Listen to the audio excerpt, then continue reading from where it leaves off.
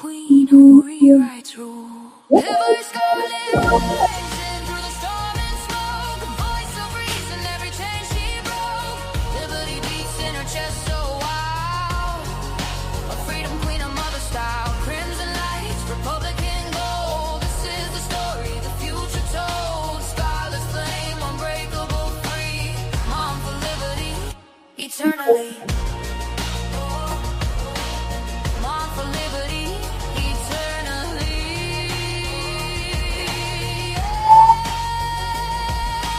Red flame shining bright.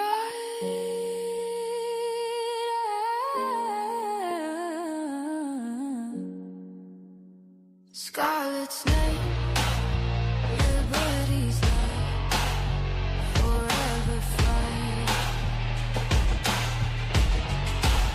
Every scarlet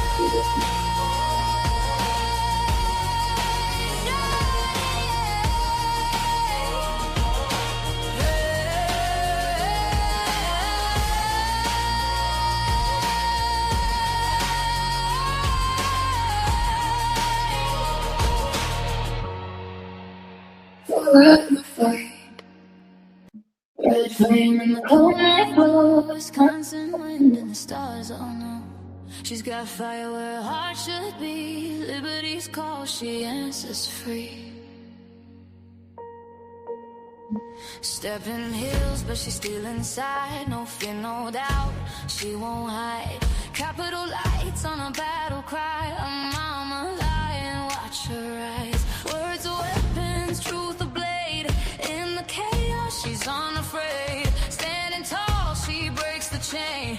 Crimson faith runs through her veins. Oh, they whisper, you can't change it. She smiles, watch me rearrange it. Every vote, every voice ignite. For the mothers who won't lose sight. Lover scarlet rising through the storm and smoke. Voice of reason, every chain she broke. Liberty beats in her chest so wild. A freedom queen, a mother style. Crimson lights, Republican gold. This is the story the future told. Scarlet's flame, unbreakable, free. She's the power, the legacy. Moms united, hearts aligned. Defending truth, they will not blind. Children's voices light the sky. They're the reason, they're the why. Born to blaze in the northern snow. Wisconsin roots, watch her grow. Constitution's ink on her soul. Patriot mind control. No, she don't bend, she don't fade. Faith and family foundations laid. From freedom halls to every school, she's the queen who rewrites rules. Every scarlet rising through the storm and smoke. The voice of reason, every chain she broke. Liberty beats in her chest so wild. A freedom queen, a mother style. Crimson lights, Republican gold. This is the story the future told. Scarlet's flame, unbreakable, free. Mom for liberty, eternally. Mom for liberty, eternally.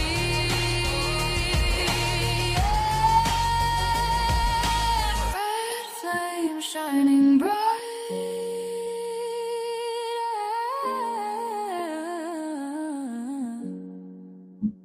Scarlet's name, liberty's light, forever fight. Every scarlet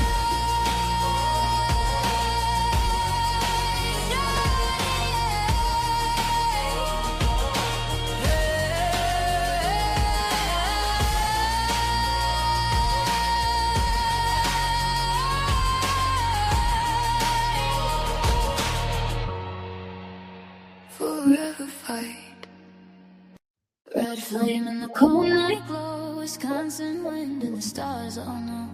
She's got fire where her heart should be. Liberty's call, she answers free. Stepping hills, but she's still inside. No fear, no doubt, she won't hide. Capital lights on a battle cry. A mama lying, watch her rise.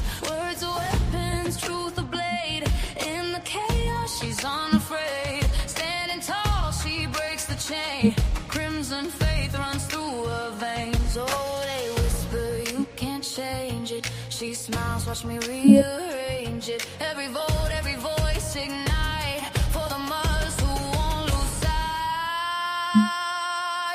Lover scarlet rising through the storm and smoke. Voice of reason, every chain she broke. Liberty beats in her chest so loud. A freedom queen, a mother style. Crimson lights, Republican gold. This is the story, the future told. Scarlet's flame, unbreakable, free. She's the power, the legacy. Moms united, hearts aligned, defending truth, they will not blind. Children's voices light the sky. They're the reason, they're the why. Born to blaze in the northern snow, Wisconsin roots. Watch her grow. Constitution's ink on her soul. Patriot mind control. No, she don't bend, she don't fade. Faith and family foundations laid from freedom halls to every school. She's the queen who rewrites rule. Every scarlet rising through the storm and smoke. The voice of reason, every chain she broke. Liberty beats in her chest so wild. A freedom queen, a mother style. Crimson lights, Republican gold. This is the story, the future told. Scarlet's flame, unbreakable, free. Mom for liberty, eternally. Mom for liberty, eternally.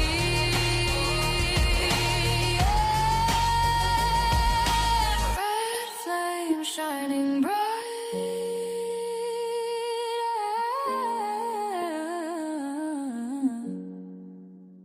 Scarlet's name, liberty's light.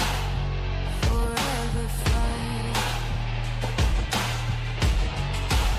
Every scarlet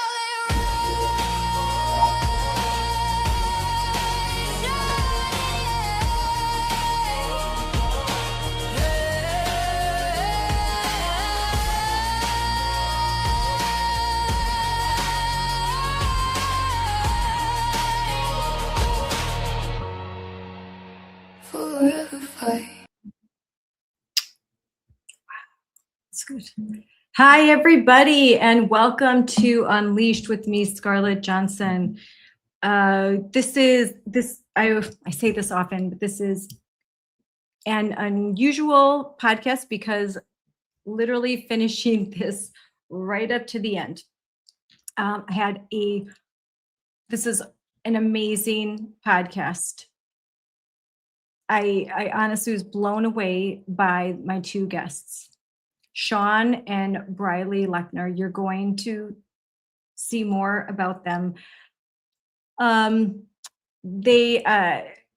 Even as he's talking right now, I'm trying to put together some of the school board speeches that she gave. There's so much to this story.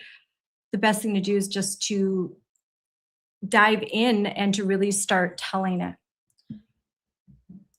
I was made aware, this dad reached out to me after I put up a post where I was talking about the fact that the Department of Education had announced an investigation into 3 Michigan school board districts. And after I made, it was one of those videos where like pointing and stuff. And then I also did a commentary, just a quick like Instagram reel. But a dad reached out to the National Organization of Moms for Liberty. And my colleague, Jen Turner, was like, Scarlett, you have to read this. And it was a message from this dad who was just so grateful that we were talking about what's happening in Michigan.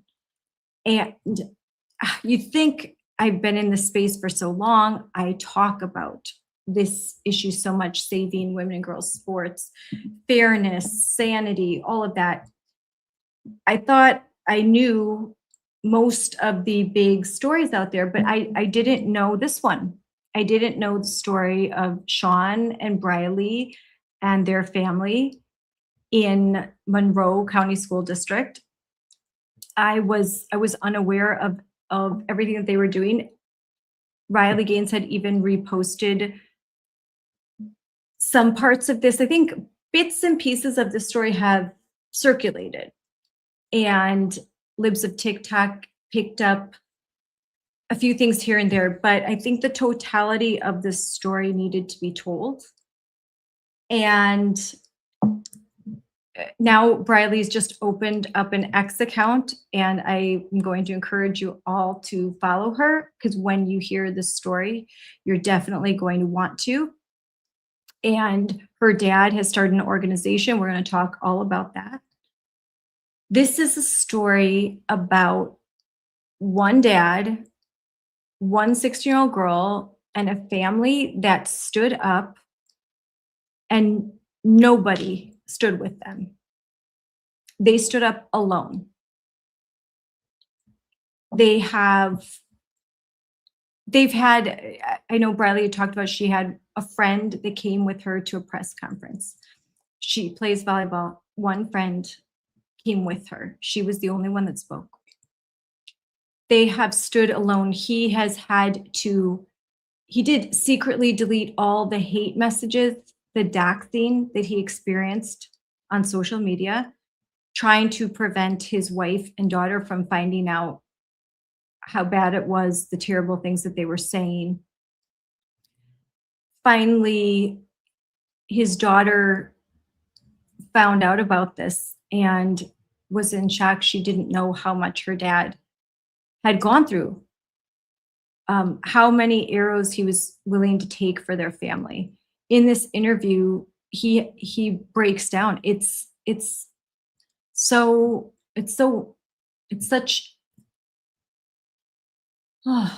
an emotional journey.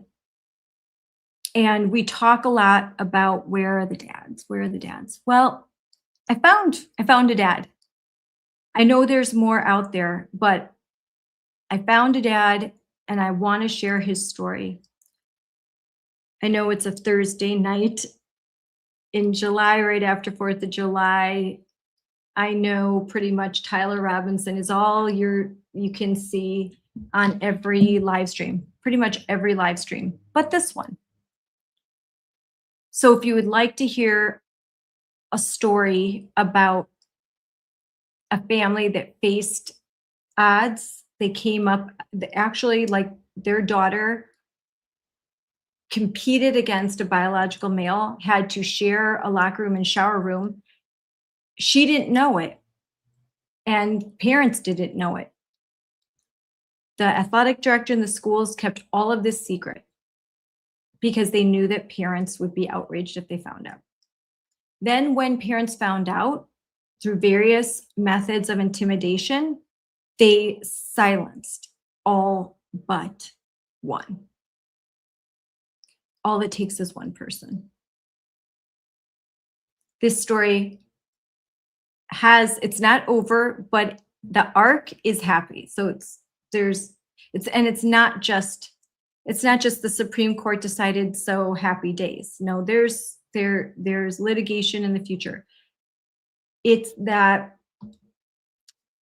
what this family did, what this dad did, mom, brother, sister, what they were able to accomplish was, at the very end, the announcement from Secretary Linda McMahon of an OCR investigation. And just yesterday, Assistant Attorney General Harmy Dillon just swore in 100 new attorneys for the Office of Civil Rights. So Title IX complaints, one of which was filed by the Lechner family against the Monroe School District, and the governing body in Michigan that regulates the college, high school sports, against them, and the other school district that the boy is from, I believe it was Ann Arbor. So what they did, much like what was able to be accomplished in New Richmond, Wisconsin, another small community with some brave people. In New Richmond, there were more families. And I'm hoping that in this area, in this small town in Michigan, that this story will inspire others to stand with Sean, to stand with Briley. You're going to hear from her how she has had very little support. She hasn't had, you know, the Ada girls from all over the country, all over the world. I want this is the opportunity for us to give her that. To say to this 16-year-old, thank you, you're brave, you're strong, we got your back, keep going. Don't listen to the haters. You just keep fighting. She needs to hear this. Sean needs to hear this. Their family needs to hear it. They need our support. They need our words of encouragement, our love. We need to honor them. They deserve it. And we need to amplify this story. I'm going to tag Office of Civil Rights. I'm going to tag everybody on this Department of Education. I want to see this story told more, and I want to see a whole bunch more like it. I think that we can inspire more girls and more families to stand up and speak out. That's what that's what we do here at Moms for Liberty. We're not a big organization. We don't have the funding of billionaire George Soros. But with what we have, God said, don't hide your light under a bushel. We have a light, and we're not going to hide it. Maybe just one little light, but you get thousands of people together, and that light gets bigger and bigger and bigger. We're a grassroots organization, from the bottom up, mostly volunteers, and there is power. There's power in a faithful heart, and there is power in the prayer and sacrifice of so many women. And I want to, in this movement, to elevate Briley, but I want to elevate this dad, a dad who's fighting back. And listen, mom is fighting too, but in this, because she has to endure so much, she is 100% supportive, on board. But usually I'm interviewing mom and daughter. Mom has been the face, she's been out front, and dad is the glue that's holding everyone together. In this situation, we've got dad who's out front and saying, as a man, like, I have to do this for my daughter. And we need to see more of this. I know that there's a shout out to the dads in Maine who are just doing a fabulous, fabulous job of standing up for their daughters. I want to see more. I want to see more dads doing their thing, dads amplifying like that. That sort of masculine energy, that genuine, protective masculine energy is very much needed as we've got this. It's no surprise to say that the transgender agenda, this whole zeitgeist is largely it's the reason why it's able to fester this way is because women, progressive women, and gender ideology, gender identity is a classification. Currently, the way that that gender ideology is being inserted into non-discrimination policy in state statutes, by school boards, by the governing bodies of state athletic associations, the way that they are just, oh, we want to be kind. We're going to put in gender identity. Oh, we're so kind.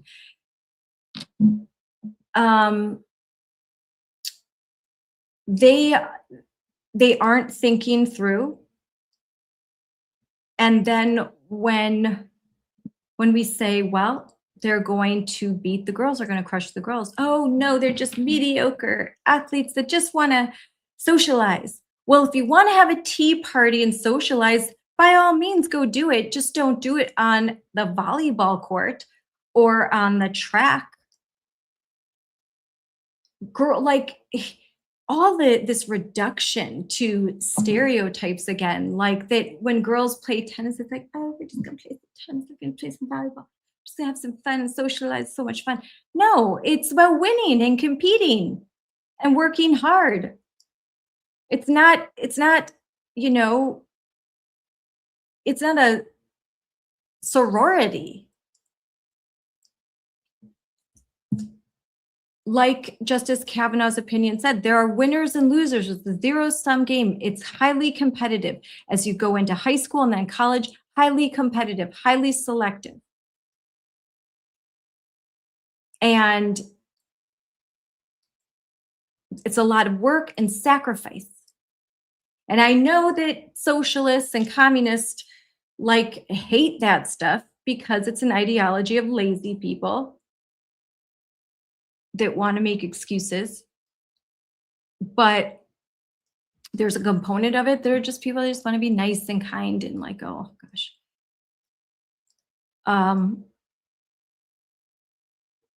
It's hard to understand how this athletic director that we're going to talk about, this young guy athletic director that's like crying in his beer every night over the transgender girls that are getting their feelings hurt. I mean, athletic director guy, like, come on. Gee, where's the masculinity there? Like, oh, the transgender girls they're not being nice to the boys. And like going on progressive social media to like cry his eyes out because those poor boys, oh wait, transgender girls are people being so mean. It's just like, oh my God, who hurt you? But this is how I get when it gets to be nighttime. I get a lot more sarcastic. So you're going to, I'm going to bring up the video. This is a long one, so buckle in. We'll make clips. We'll get reels out. But when you're talking to a 16-year-old and a dad, they're not politicians. They're not, you know, they actually, as I'm talking to them, they were at their lake house. So they where they stayed, their family vacation, they took time out to talk to me. So at the little cabin that they go to if you're in the Midwest, we just did that. Like you try and stay in a place that's by a lake, and you know, you get out swimming and canoeing and all of that good stuff, because there's only a few short months that are nice. You get this like very small window where you can actually like, it's hot, it's sunny, it's nice, it's Midwest. And so anyway, so it was a longer interview because there's a story to tell. And then I'll have it available on YouTube. We just finished recording it like an hour ago. So this is all very present, very timely, very important. Please share it. Please like it, share it. Let's get more people to see this, because I want to elevate this story. Because a lot of celebrating, rightfully so, of the Supreme Court decision. But Sean and Briley, they are an example of the thousands, not tens of thousands, maybe hundreds of thousands of girls and families that live under the dictates of commie governors or like mentally incapacitated state legislators that cry about two-spirit transgender kids that aren't going to feel seen anymore because of this decision. It's appalling. It's mental illness like everywhere. But I mean, if you know your history, you know that communists, like, they use and abuse people that are mentally ill to achieve an end, and then when they're done, they discard these hurt and broken people rather quickly. It's very, very sad. It's all sad. There's comments like, I feel sorry, I'm sad. Yeah, I do. I feel bad. I feel sad for all of the kids that are affected by this. But I'm sorry, I'm here for the girls. And that's what I'm focused on. I am focused on the fact that in my home state of Wisconsin, I am not protected. My daughters are not protected. And to me, that is unacceptable. So I have no tears left to shed for the transgender girls or the boys in woman face. I have no tears for them. I care about the girls that are being forced to pretend. I care about the kids that are being raised on lies, that attend schools that deny biology. And I want to live in a country that tells the truth. And frankly, I'm really tired of public schools focusing on this stuff when kids can't read at grade level. And instead, like, their easy answer is like, get them on AI so that they can cheat all the time. And it's appalling what is happening in the state of education. It's appalling that Randy Weingarten has published her book that is nothing more than like a political manifesto. Surprise, surprise. It's appalling that the democratic socialists and really communists have completely captured education, and it's like literally like this rule by lunatics that are controlling all the strings, and that has to end.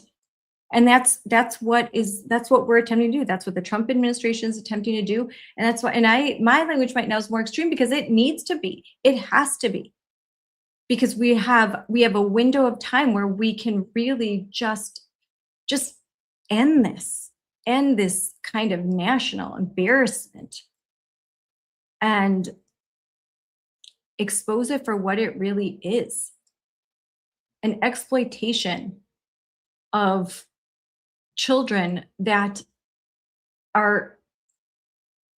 they are not well, and parents that are misguided, or I don't know, Transhausen by proxy. So this isn't, no, is this the biggest thing going on in schools? No, it's not the biggest thing going on in schools. But if a public school, a function of government, employees of the state, if they can literally force this down your throat, and to the point where in Michigan, like, the girls, in order to compete. The team that this boy is playing on, all the girls were told, either you shut up and go along with this or you're off the team. You're on the bench. I mean, they're being bullied like by the kind police. I mean, it's not really kind when it's like, I'm beating you out of kindness. Come on. They're being bullied and silenced in the name of kindness. Whatever. That's not kind. That's called tyranny. Tyranny with a smiley face. Still tyranny. So let's pull up really quick. We're going to show a little bit of, here's Briley. We'll see a little bit more of this, but. Very changing because nobody would have expected that. That would have been the last thought, because as I was looking at this person, admiring how amazing they were, admiring how high they could jump, I was kind of getting down to myself, like, I wonder why I'm not capable.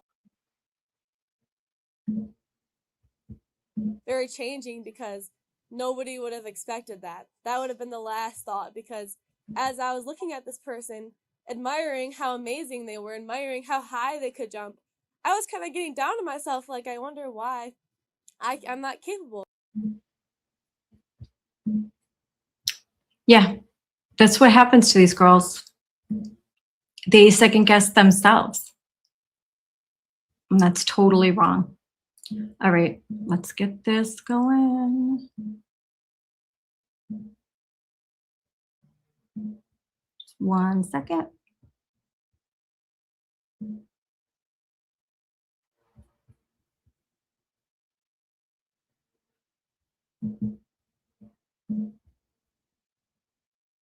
Okay, just 1 minute and we're gonna get started. This is a great one. I'm really proud of this interview. I think everyone's going to love it. And I'm going to be monitoring comments. I'm going to be posting a lot. So look, mainly I'm going to be posting under the X accounts of Moms for Liberty and myself. So look there for a lot more information and a lot of the receipts. And we're going to end it with a school board speech from Briley and her dad.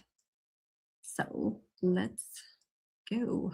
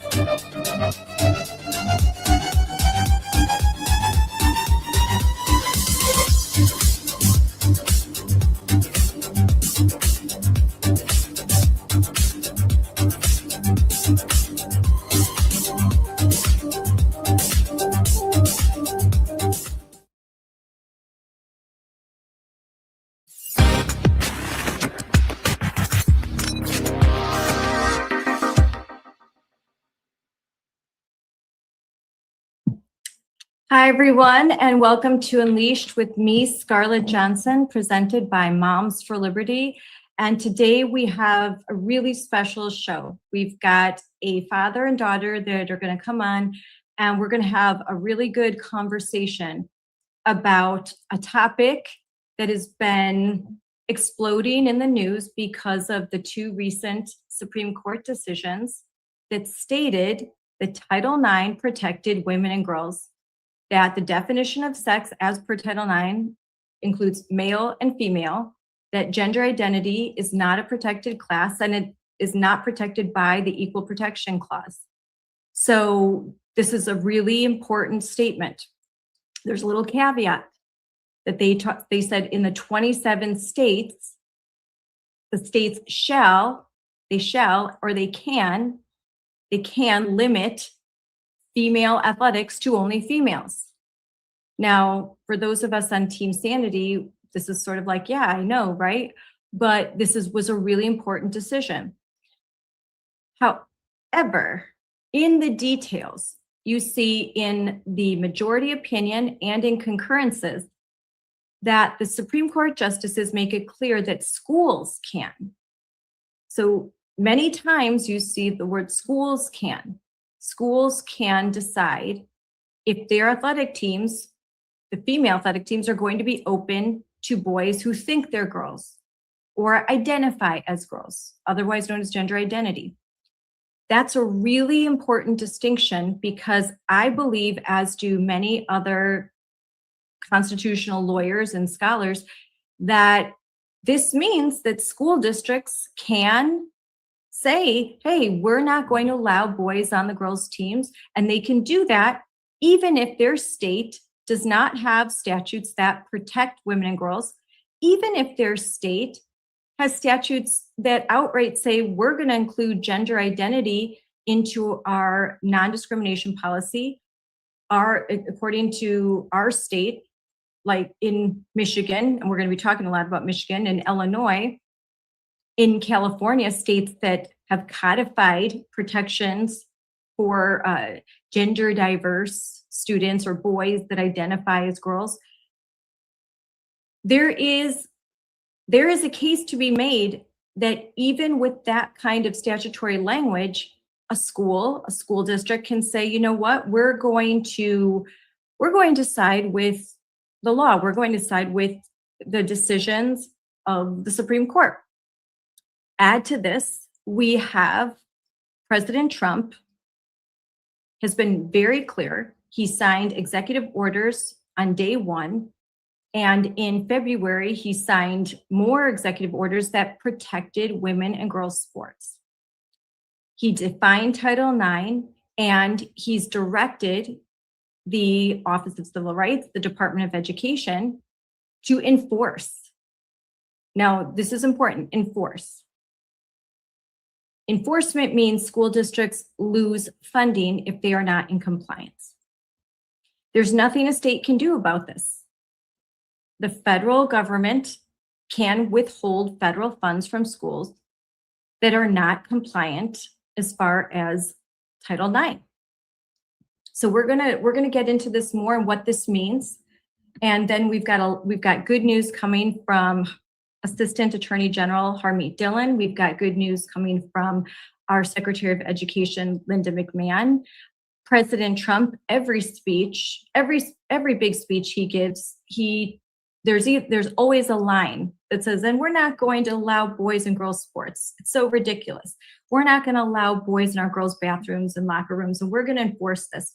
So this is important because I believe the table has been set for all of us and for my guests to continue to pursue legal action and demand that the protections of Title IX be afforded to the girls everywhere, even in the 21 states that do not have these, the 23 states that do not have these protections. So to preface the guest that I'm going to bring on, I want to tell you a little bit about their story. In the fall of 2025, a Michigan volleyball team walked into a locker room, group of young teenage girls, and they found out too late because no one had told them, no one had told the parents that they would be sharing it with a boy, a biological boy. The girls had no idea that they were going to be competing against a biological boy. Parents didn't know. All of this was a mystery until this kid gets on the court and it's pretty obvious what's going on. So one family did something about it. One family put 3 school districts under investigation or helped that process. So we're going to talk to this family, and we're going to tie this story to the Supreme Court ruling handed down just on June 30th. So I'm excited to bring two very inspirational people on to tell their story. Hi, we've got Sean and Briley. Hi, welcome to Unleashed. We're really happy to have you on. And Sean, I'm really happy you reached out.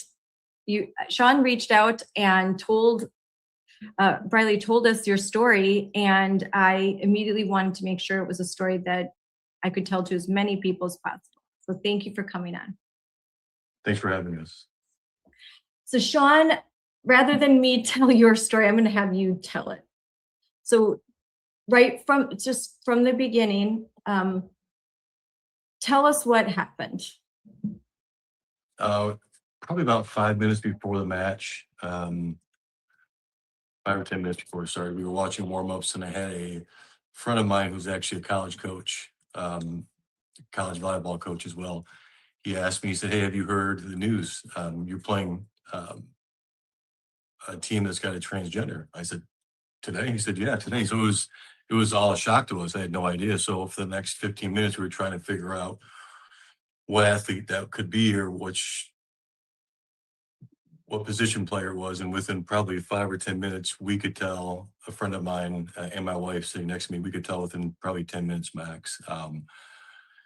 His jumping capability, his hitting, I mean, it was pretty apparent that there was a male athlete out there. But at the same time, we weren't 100% sure. It was just the rumor mill. And as the match continued, you could see the difference. Again, throughout the whole match, we couldn't confirm 100%. The next evening, I got a phone call from a friend of mine. He said, "Hey, Sean, we were right. It was so-and-so. Not only is he a male, he shared the locker room with both of our daughters while they got undressed." And keep in mind, this time we still weren't 100% certain that there was actually a biological male on the team.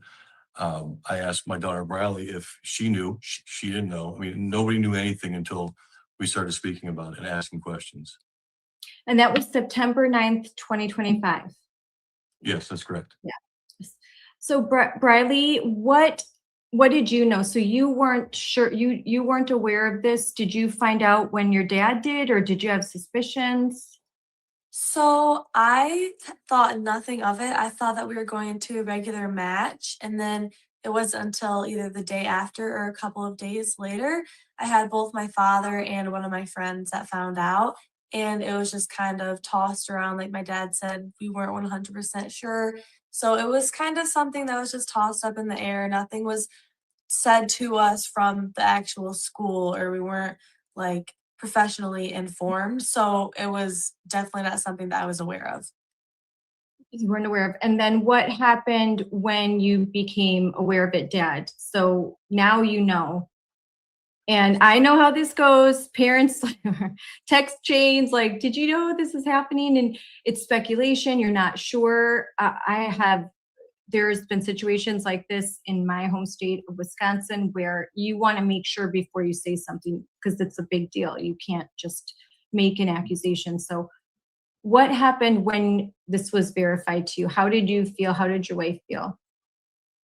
I mean, that the first night when we got the phone call, I couldn't sleep. Again, not knowing 100%, but once we got that call, I was furious. I was pissed. The next day, I reached out to our own athletic director, sent him an email, and I said, "Hey, just a quick question. There's a lot of rumors going out that there was a male playing against Briley's team and her teammates yesterday. Do you have any knowledge of this?" I said, "I hope you don't, Chet." I said, "But if you do, you need to let us know what's going on so we're all on the same page." He responded with, "It's a touchy subject." He was unaware of a male athlete playing but because of the FERPA laws, he couldn't discuss. And it was pretty much cut and dry. I then responded back to him with another email asking a little more detailed information. And I said, just be upfront with us, be honest. My daughter deserves to know, her teammates deserve to know. And we had zero response from him after that until he called the meeting about a week and a half later because of all the noise that was going on, the news outlets and media getting involved. So he declined to tell you anything because of used FERPA. Yeah, during the email, he cited the FERPA laws. And then when he had, so after this second email, I reached out to a board member, and then she put me in touch with the president of the board. We set up an appointment, we discussed what was going on, and that's when we took the next step.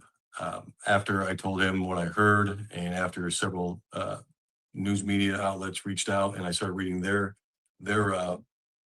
articles they published within the last 2 weeks, he said, okay, I'm going to get with the superintendent, and then I want to have the athletic director, myself, and the superintendent in a meeting. So a day or two later after they met, the athletic director sent out an email via a group chat and said, hey, let's have a meeting in the lecture room with the teammates to go over a few things regarding possible, I'll have to look at it again, but it was the biological male competing. And when we got in this meeting, it was probably half of the students maybe, or the athletes. Like, I don't know if it was only a select group he sent it to, but it was pretty cut and dry. He had a 4-page binder and said, this is the Elliott Larson Act. This is the policy. This is the rules. Any questions? I mean, there was no emotion. There was no support. It was like he was forced by someone to be there. And the first question, I raised my hand. I said, Chet, did you have any knowledge of this? He said, I didn't have any knowledge of it. Even if I did, I couldn't disclose because of the Elliott Larson Act. And a few parents were you could hear them talking in the background. And then I asked him what he could do to ensure safety for my daughter and her teammates the next time that happens. And if there is a next time, he literally looked and kind of smugged and said, I can't do anything. He said about the locker room and the bathroom police. And again, it was almost like he wasn't the athletic director for our girls or our school or our team. It was almost like he was forced to be there. He didn't want to be there. Another parent raised her hand. She said, what do we do if they don't want to play against the male? Like, are there any repercussions? And he said, it wouldn't look good. And based off MHSAA and their guidelines, their policies, I'm not quite sure. So then it puts my daughter and her teammates in a position, even if they don't want to play or they do want to play, they feel like they're forced, because if they don't play, then they're going to be outcasted or something bad could happen to them regarding playing time or whatnot. Yeah. And we had one last parent ask a question. He said, what happens if one of our daughters gets hit with a ball and breaks her nose? What kind of legal action do we have? He said, talk to your attorney. He said, well, I'm asking you, you are athletic director. And he said, Chet said, it's just like co-ed. You know if there's a male. And I said, it's co-ed, you know you're playing against females and males. This is a female sport playing against females, so we don't know. And then he reverted back to, I can't talk about it. And that was it. And never once did he say, hey, girls, I'm sorry that we put you in position or that you were in a position. It was this person over here at Skyline High School, they have rights, they have privacy. We can't take that from them. But never once, still to this day, has he mentioned my daughter or her teammates and anyone who was affected. It was disgusting. All right, so here we have the coach you're talking about. This is a video that Riley Gaines had posted and it went viral. So I'm just going to play it. And this is and who is this again? So I get it right. This is the athletic director for Monroe High School. Or this alleged student at Skyline. I just, my heart goes to them, whether they're trans or not. Just having that much negative eyeball on you and rhetoric is like incredible. The amount of pressure that you feel as a 16 or 17 or 18-year-old to have to deal with that. It's like, wow, I would not wish that on anybody. And just, not having parents and adults realize the impact that it's having on somebody is it's very frustrating, disheartening, and it makes me feel really sick to think about that. Me too. And cloaking it as something that like you're doing a good thing, as opposed to realizing that like you're really, really impacting somebody's life in a negative way, and not just that one person, but any other trans athlete that wants to participate but is choosing not to because they don't have to go through this shit. So this is about. So he was showing all this care and concern for the boy and any other boy that wants to pretend to be a girl and play in athletics in your district or in Michigan. So all of his concern, all of his cares, he doesn't want to hurt the feelings of this boy. It doesn't matter about the feelings of the girls and the parents who were obviously concerned. They were obviously trying to meet with him, that were saying that they didn't like this and that felt sort of intimidated, like, if you either go along with this or who knows, maybe if your daughter's not comfortable, then she doesn't need to play. Then maybe she won't play. She can sit on the bench instead of trying to deal with this situation. So how many times did your daughter have to compete, and how many times was she expected to compete with this boy? You played twice, correct? Mhm. 2 different matches. The first match, obviously, they were blindsided. They had no idea. The second match they played was at the multi-team tournament at Skyline High School. That's when, right prior to that, when we had a meeting with the AD, our AD, and we asked, what if the girls want to take a knee? What if they don't want to play? And he encouraged them and urged them not to do anything that would basically raise flags. It's not a good look on us. So they weren't forced to play that second game. My daughter felt like if she chose not to, she'd be missing out on something. And as a dad, I thought, and I still feel that it's not right for that male to take away an opportunity for her to play or her teammates. So they chose to play against Skyline and that tournament. They did not share the locker room at that point. They didn't change. In the jamborees, they usually don't share locker rooms. They don't go in locker rooms, correct? Yeah. But the fact that he, like you mentioned, he focused only on this poor male. Not one time did he mention his girls, which they are. That's his school, so he should be supporting his team, his school, his athletes. But he twisted the narrative so bad that the eyes went on focusing on this poor male athlete wanting to compete against females. And I created this hate narrative, which this has never been about that one male athlete. Has always been about my daughter and her teammates and playing fair and making sure that their safety is priority, as every parent. Yes. But because he twisted that narrative and he went on these podcasts, keep in mind, after he was told several times not to mention anything about this Title IX case, he didn't only go on social media once and post and discuss about transgender and ideology. He went, if you look at that video, he went into his office after normal school hours to try to show that backdrop of Monroe, like that was his launch pad, but she had no right to do it. He has it. You can see his names on there. Yes, that was all staged. They're gonna try to get a pity party for him and his people. And then that's when he was put on a paid administrative leave. So he was put on paid administrative. Yes, I mean, he's wearing a logo of the school. He's got his name in the background. I'm looking right now at this post. I mean, you can tell when you see something like that, obviously, you as parents and the girls, the message is clear. There's no sympathy for them. They're not going to be protected. They're not going to say, hey, I don't want to play against this boy. I mean, look, if you watch this, of course you understand that he's not on your side. No, he never was. Yeah. Watching that video again just brought me back to, he pushed so hard in that meeting he had with parent student athletes that his privacy, we can't discuss it. But here he is on a podcast discussing only one thing, and this is biological male playing against our girls. So that's been his agenda since day one. It's never been her safety or the team safety or privacy, never once. And did he go on social media to lament how terrible it was that your family was receiving death threats, No, never that they were once. doxing? Did he lament that? Did he care about the feelings of your daughter or any girls who were speaking out? Because, I mean, you can talk about, well, maybe we'll get to that. I'm going too far ahead, but this is a guy that's basically like, oh, this is so terrible that we're outing this kid, as he's outing the kid.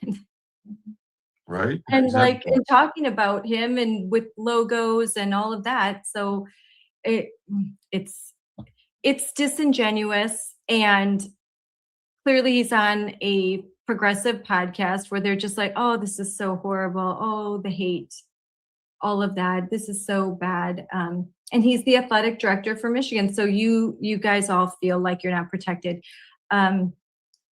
Your school board. So what's next? So now you know who this guy is. You know that he doesn't have your back. What's your next move? At that point, because I was getting nowhere with him, obviously. He didn't respond to my last email. He went on, as you see, social media to push his ideology. I felt that no one was there to support my daughter or her teammates. So I reached out to a friend of mine. I met through this. Her name's Laura Perry. She's running for state rep, and she helped me through the process of what our next step is and what we should do. And at that point, I said, we need to do this. We need to make sure our girls are protected. We need to make sure that we make a stand quick, because I don't want my daughter walking into another locker room or her teammates and then wondering if there's a male there. And then if there is, they have no support, because our own athletic director said he will not do anything. So the only thing I knew how to do is reach out to people. And I wanted to make a stance, and I wanted to fight for something and to file a complaint. That way, if I filed the complaint now, I was hoping and praying that eyes and ears would be on the story to make sure it didn't get brushed under the rug. Yes, so I'm reading. So you filed a Title IX complaint in December, and I'm sure that you were thinking, well, how can this be happening? President Trump signed executive orders. The Department of Education has made it clear that they aren't going to tolerate boys and girls sports, boys and girls spaces. And did you assume that Michigan, the state of Michigan, and that your school district would be following federal law? That they did. Yeah.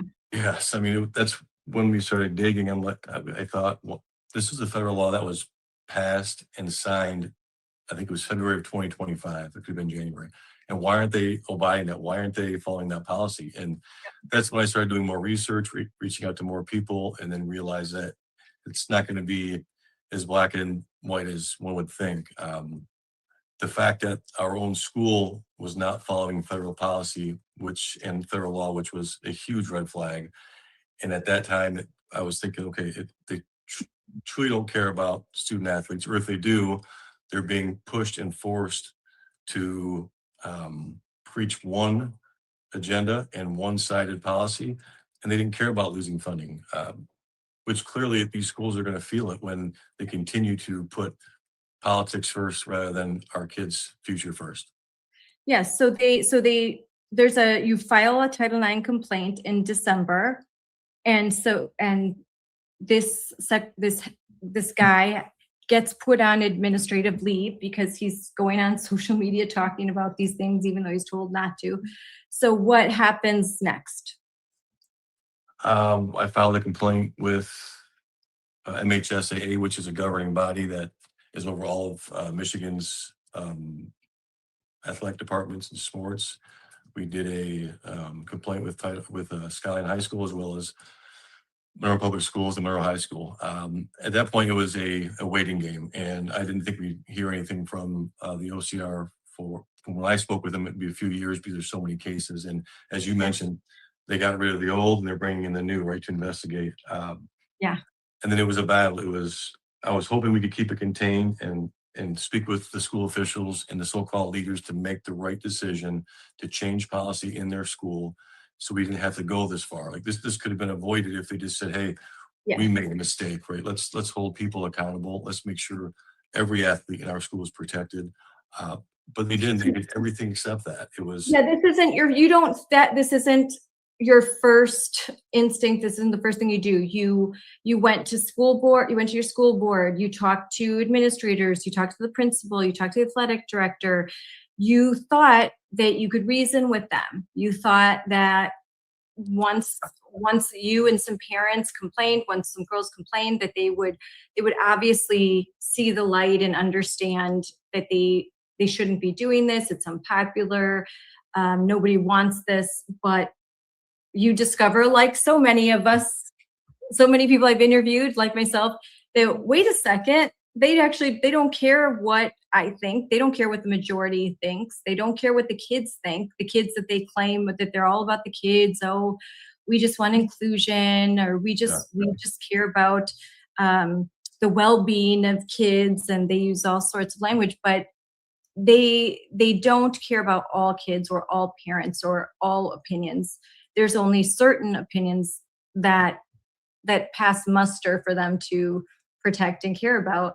And so you're kind of left with, okay, I've got to file a complaint. When, and I'm going to put up some video that you sent me, when is it that you realize, okay, we have to go public? Like, were you kind of forced to do that because they attacked you first, or did you make that decision like, we're going to have to go public with this? I think the more I started digging and the more questions I started asking, I realized that we're on our own. I realized that this wasn't about who's right, who's wrong, or the fact that common sense should rule. When I asked our athletic director if he had prior knowledge, and he stated no, but, and then I just started reading between the lines. And then I think it was in November 9th or 10th, I believe, I received a phone call from a faculty member at Monroe High School. Said, Sean, I need to speak with you.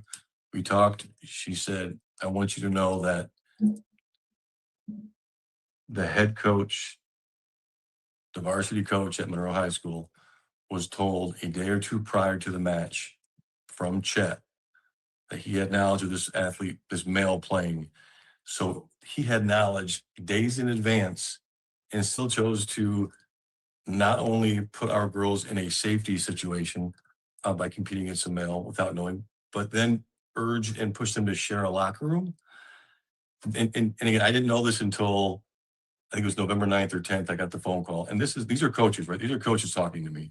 That this isn't down the 3-4 people down the road hearsay. This is a coach to an assistant coach that he told our coach that we were playing Skyline. There's some issues going on. This kid's allegedly getting bullied.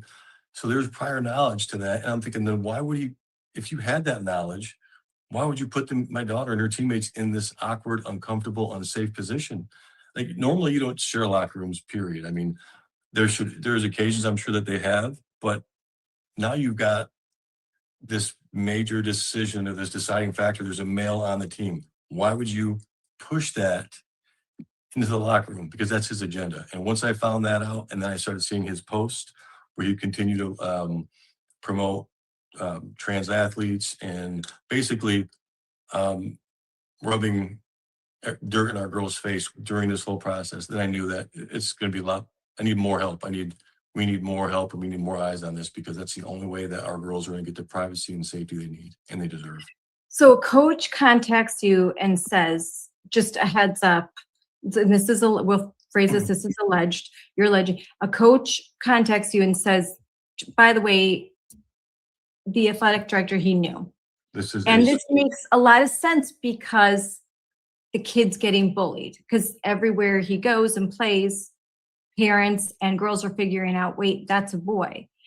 And it would make sense to me that the director gets called and said, hey, just want to give you a heads up, there's a biological boy, or they'll say there's a transgender girl. Just going to make you aware of this, because there could be a possible situation. You might need to look out for this kid. That makes sense to me. It doesn't make sense that they just surprise, especially if they're doing it in a way of concern. Like, we just want you to make you aware of something, that there is this boy, this pretend girl on the team. So that makes sense. So you're saying that what you've been told is he was aware of it. He wasn't being honest when he said he wasn't, that it was a surprise to him too. He was aware, and he knowingly, he put the girls in this position. And that's what made you act. I'm going to play a video of your daughter speaking, and then I want to get her comment about it. Let's Very changing, because nobody would have expected that. That would have been the last thought, because as I was looking at this person, admiring how amazing they were, admiring how high they could jump, I was kind of getting down to myself, like, I wonder why I'm not capable. So, Briley, talk more about that. That at first you're looking at this person and you think that, you're assuming it's a girl, because in your head, and you're 16 years old, you think, well, of course, because they wouldn't allow a boy to play, and if there was a boy, we'd know. And you see him jumping higher, doing so well. And let's all note, because I'll let you guys tell me the specifics. What are the differences between boys volleyball and girls volleyball? So yeah, the difference, there's the height of the net for sure. It's clear that boys biologically have advantages, and they will be able to swing harder and jump higher, and there's just so many different things that play into it. And from my standpoint, when I mentioned at the press conference, me getting down on myself, I've played this person my freshman year as well, and I was not aware that this was a male. So I admired them. I thought that they were an amazing player as well. Yes, I admired them, but I also was curious to how I could not get to that level. I find myself as a very hardworking volleyball player, and I put a lot of time into it and dedication, and that's something that I love about the sport. But I think that there's a certain level that male can get to that woman cannot, and that was just right there that I could not achieve. So it was definitely something that I kept in my mind while playing against them, like face to face. I was always just curious how I couldn't make it to that point. So you're right. And there's how many inches? What's the difference, Sean? It's about 7 inches, I believe, 6.5 or 7.5. That's a big gap. That's a big gap. That's a big difference, because men are taller. They have more muscle mass. The ability they can jump higher. They're taller. It's easier for them, and they have more strength and power when they're spiking the ball. And in many sports, there's an adjustment made because the recognition that biologically males are different than females. And in order for sports to be fair, you can't expect girls who are shorter to be able to jump as high and you can't have the net quite as high. So if you're a biological male, you're going to have a lot of inherent advantages in a sport like volleyball. And the strength and power of a spike can cause injuries, even if you're playing against girls. And that's what they'll say, well, you get injured with girls. Of course, in lots of sports you do. But the power that is behind a male who is spiking the ball means that ball is traveling at speeds that could be very harmful and dangerous for other girls.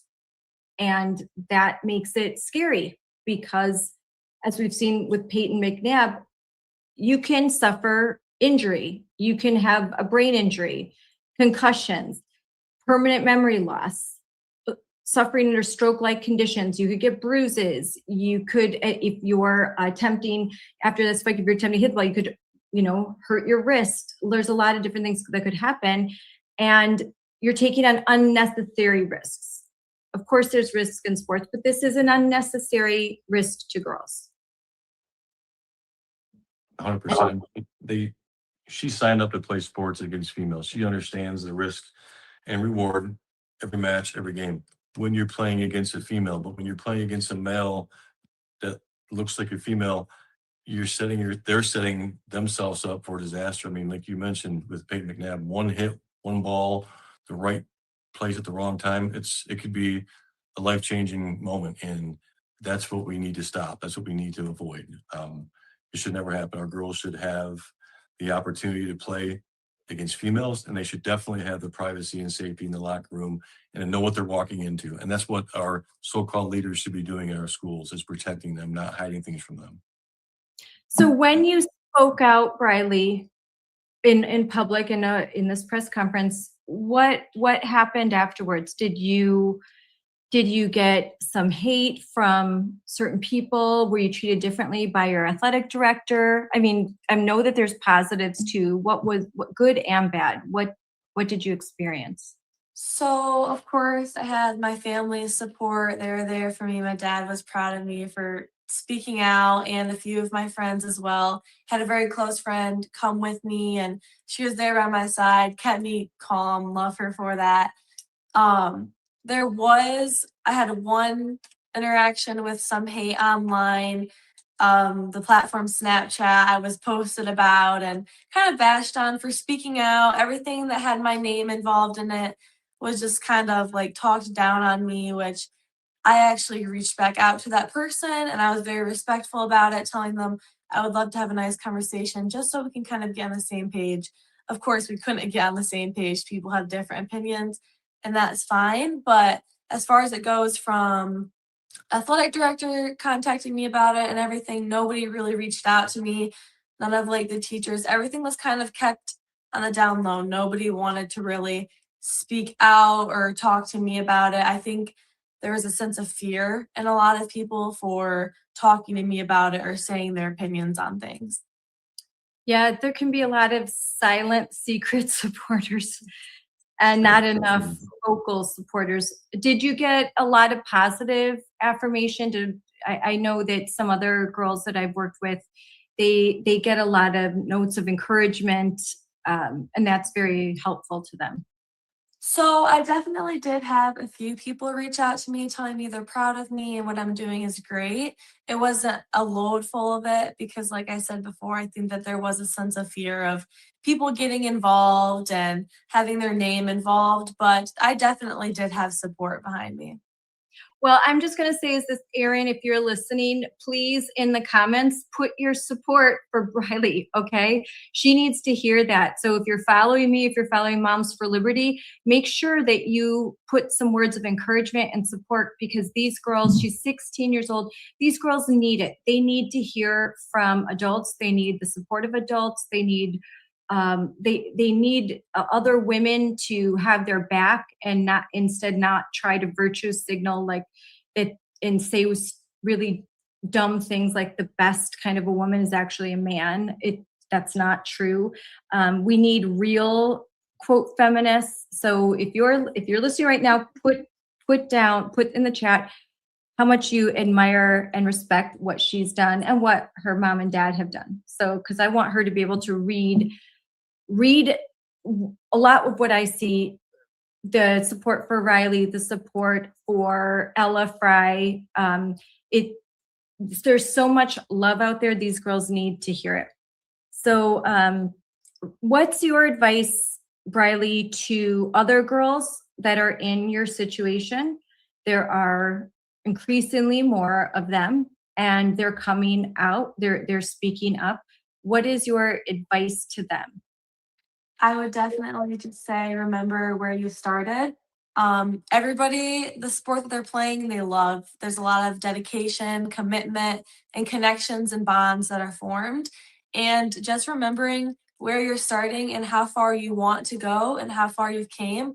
Remember that you don't want something unnecessary to affect that. I think males being able to interfere with the women's sports is a big thing. And standing up, although it may be scary and like you may be afraid to speak out, I think is very, very beneficial and crucial and very helpful as well. So just remembering where you start and just remember your love for the sport and the people around you, just so we can continue to have female sports and making sure that things are fair and we're safe and everything along the path that we want to have a nice environment for the female athletes. Yes, I want to play something else because this just came out today and I want to get your response to it. We hear a big decision, SCOTUS, B.P.J versus West Virginia. B.P.J is the male athlete that was suing the state of West Virginia, which prohibited this athlete from participating in all female athletics. There was a decision by an appellate court that said that, we're going to kick this up. This got picked up by the Supreme Court, and this kid was allowed to compete. And so the Supreme Court had to decide who was right, the state or some even federal courts, lower federal courts, or other states that say that, no, you can't do this. You can't prohibit these males. So it worked out well, but it was too late for one girl. And that's the girl in the family who was victimized by B.P.J. So I'm going to pull this up really fast. Hold on a second.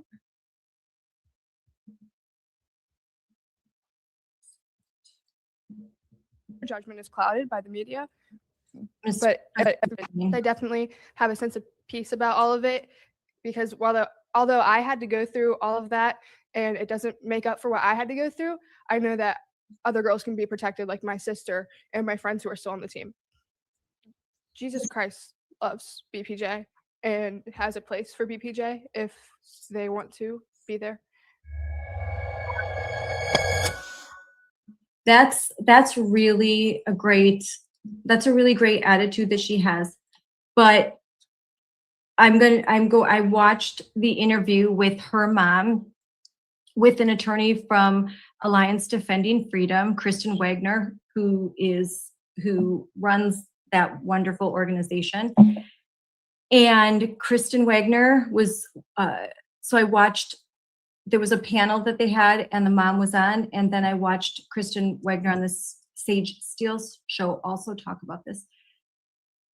So B.P.J. had been harassing these girls, was whispering in their ears things that I don't even want to repeat, but that they were going to assault her, that they were going to do things to her. Scared her so much that she eventually quit the team. Her parents found out about it too late, and when they really started to intervene, they were told by sympathetic coaches, hey, we think it's wrong, and not only is your daughter complaining, but other girls on the team and girls from other teams are complaining. And the sport was shot put, and this was middle school at the time.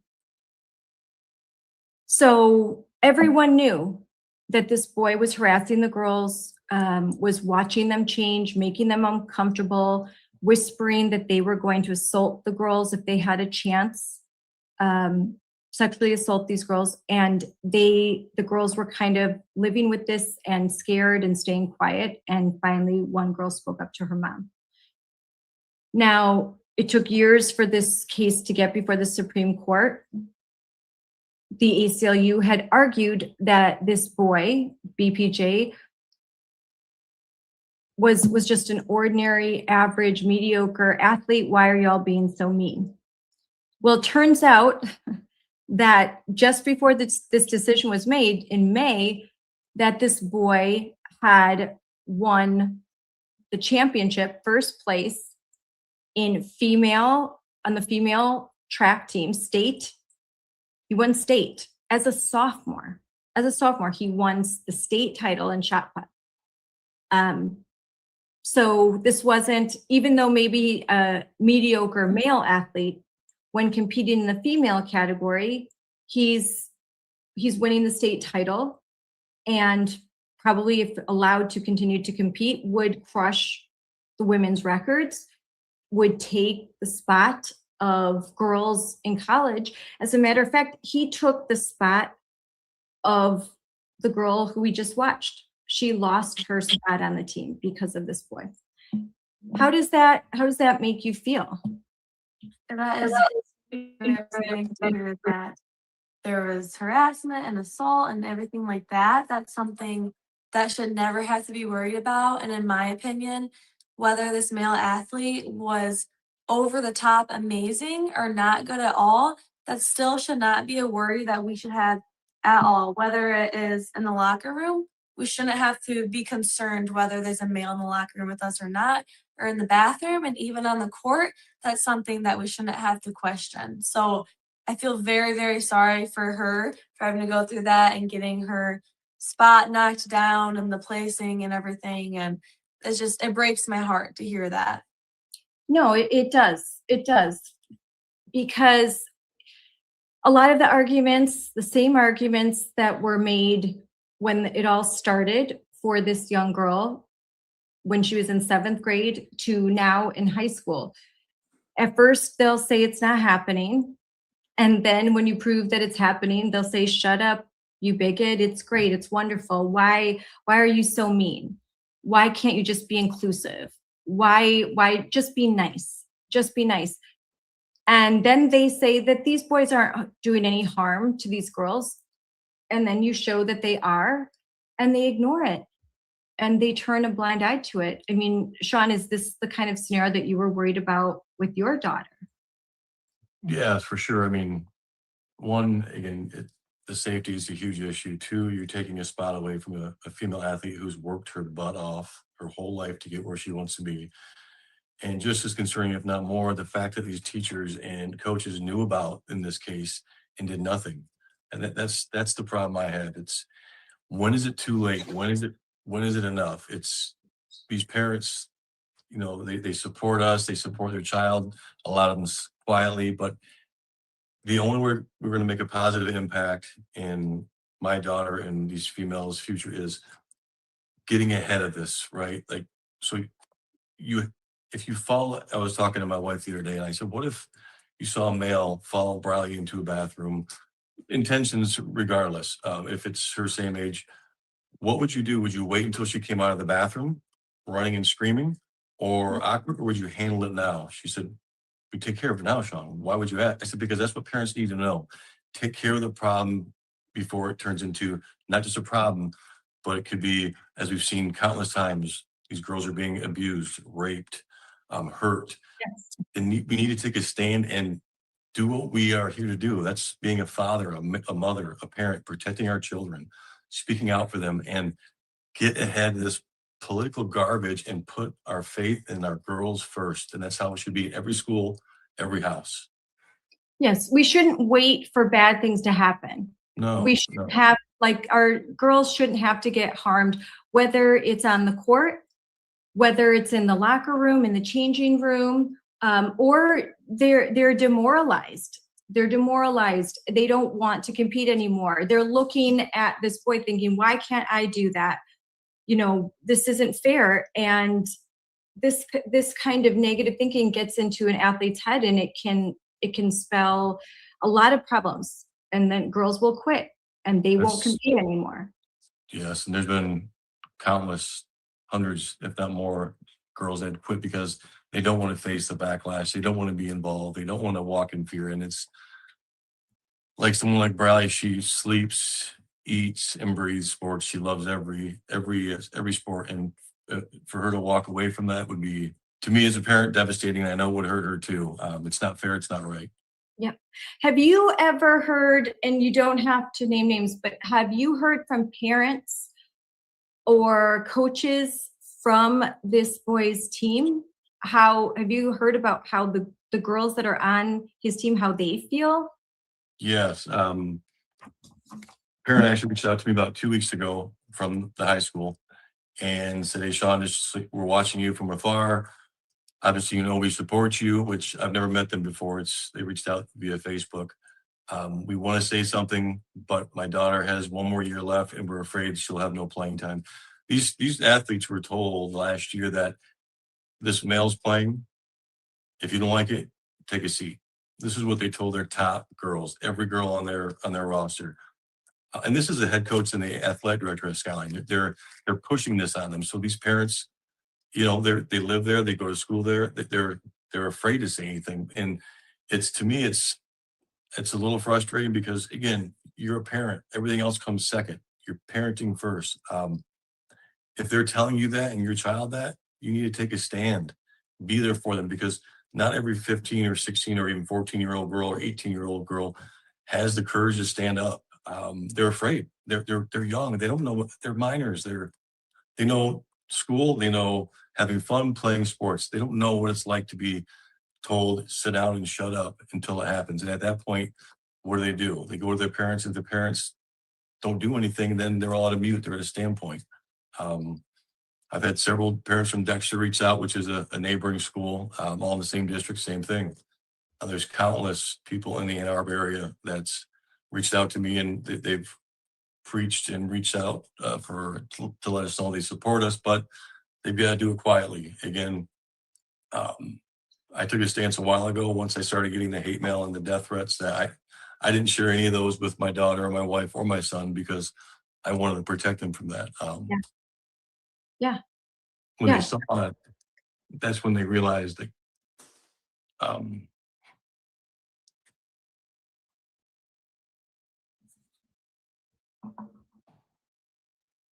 sorry. That's when they realized how bad it was. I get emotional not because I'm afraid, but because like we shouldn't be here discussing this. Like we should be laughing and having fun and making memories and watching our girls play. Well, you get emotional because this is, I'm getting emotional for you. It's this, you're going to battle for your kids and you put on a brave face, but it takes a toll. And to get letters and death threats, especially when this is happening in your own community, it's painful. Yeah, it was, at first it was upset, it was rage, and then it turned it to fire to passion to realize that 95% of these people are keyboard warriors. They do that for a reason. They've probably never played sports before. They don't have families. If they do, respectfully, they're probably dysfunctional. But it came to a point where we had to turn something negative into positive and make sure people were supporting not only his bride, but all of their daughters, their sisters, their teammates, their friends, their neighbors. And people don't know what's going on. They see one side of it, and it's usually hate-filled, twisted narrative. It's not the real side that our girls just want to play the game. They just want to compete. They want to have fun. They don't want to worry about politics or walking into a locker room or a bathroom with a male in there. They shouldn't have to worry about that. They should be living their best times of their lives right now.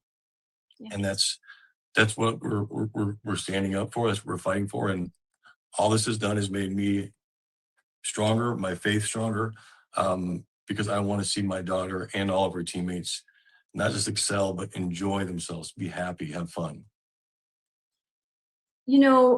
So you were doxxed.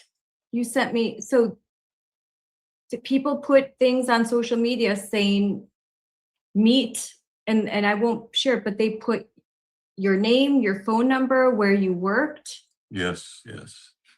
They put it all out there, like, hey, meet the guy who's fighting this transgender girl, boy.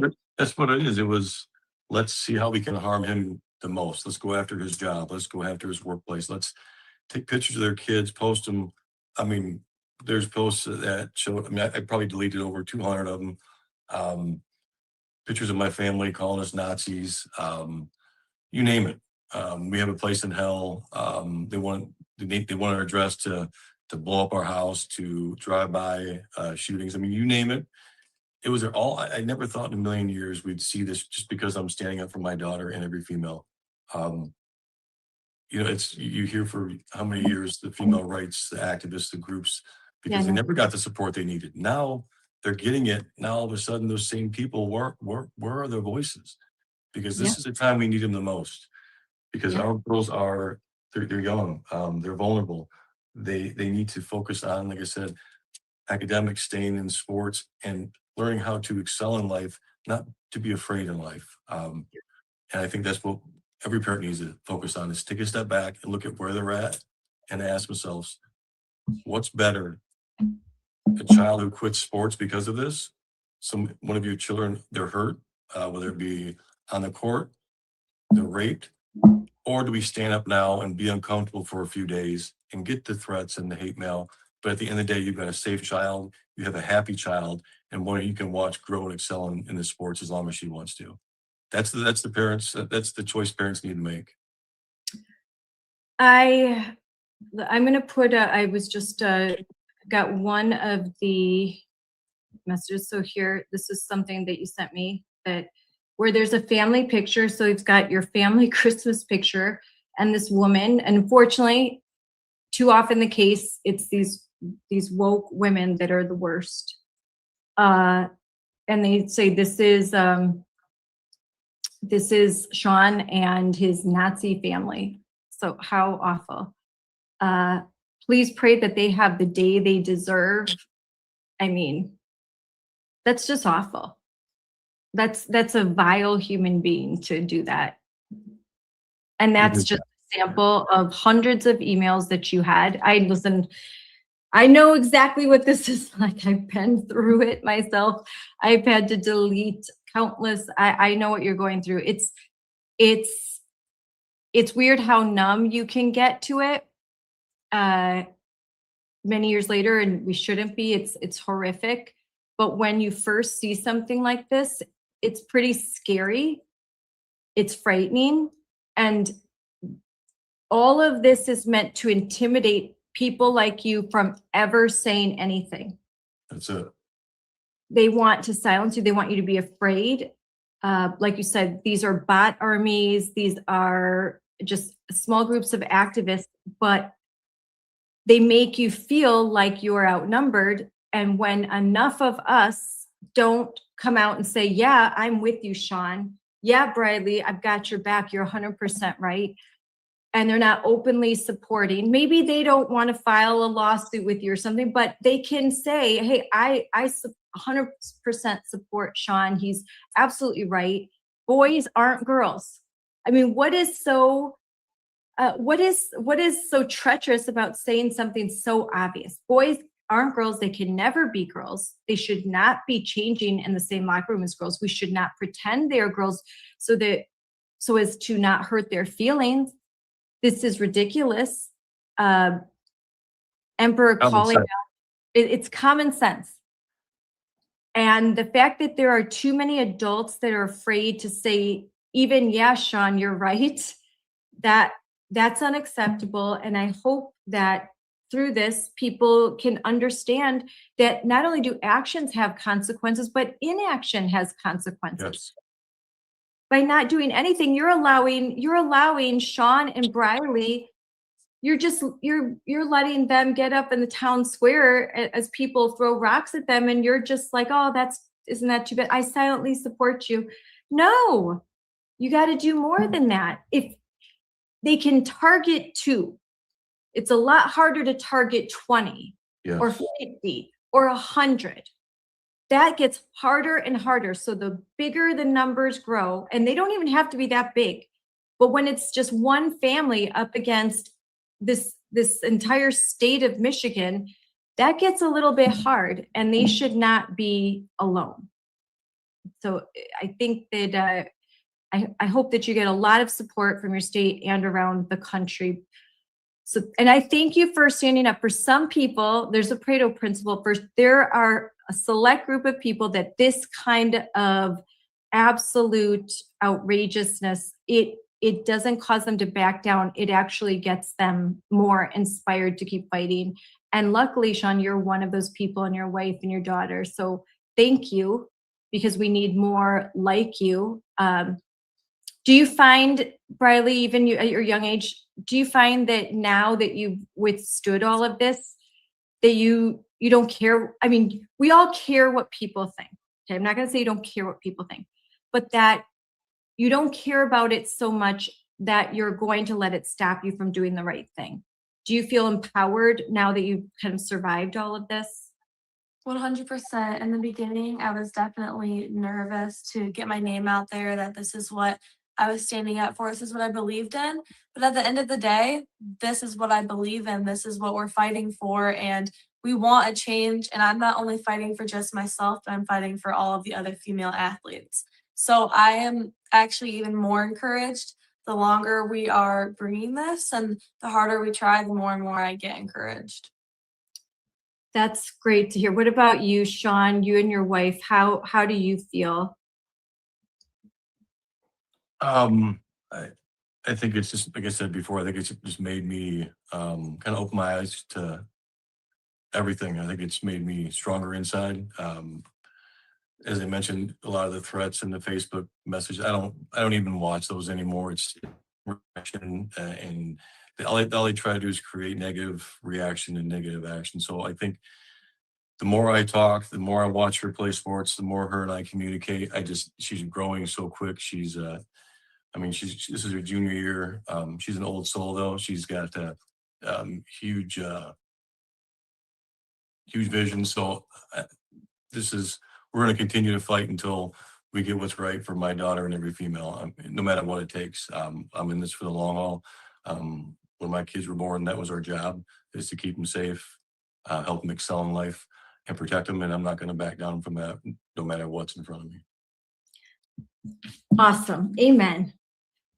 So I want to rewind a little bit, since we've had some time. We really want to tell this story, right? So we're going to go back to where you file this OCR complaint.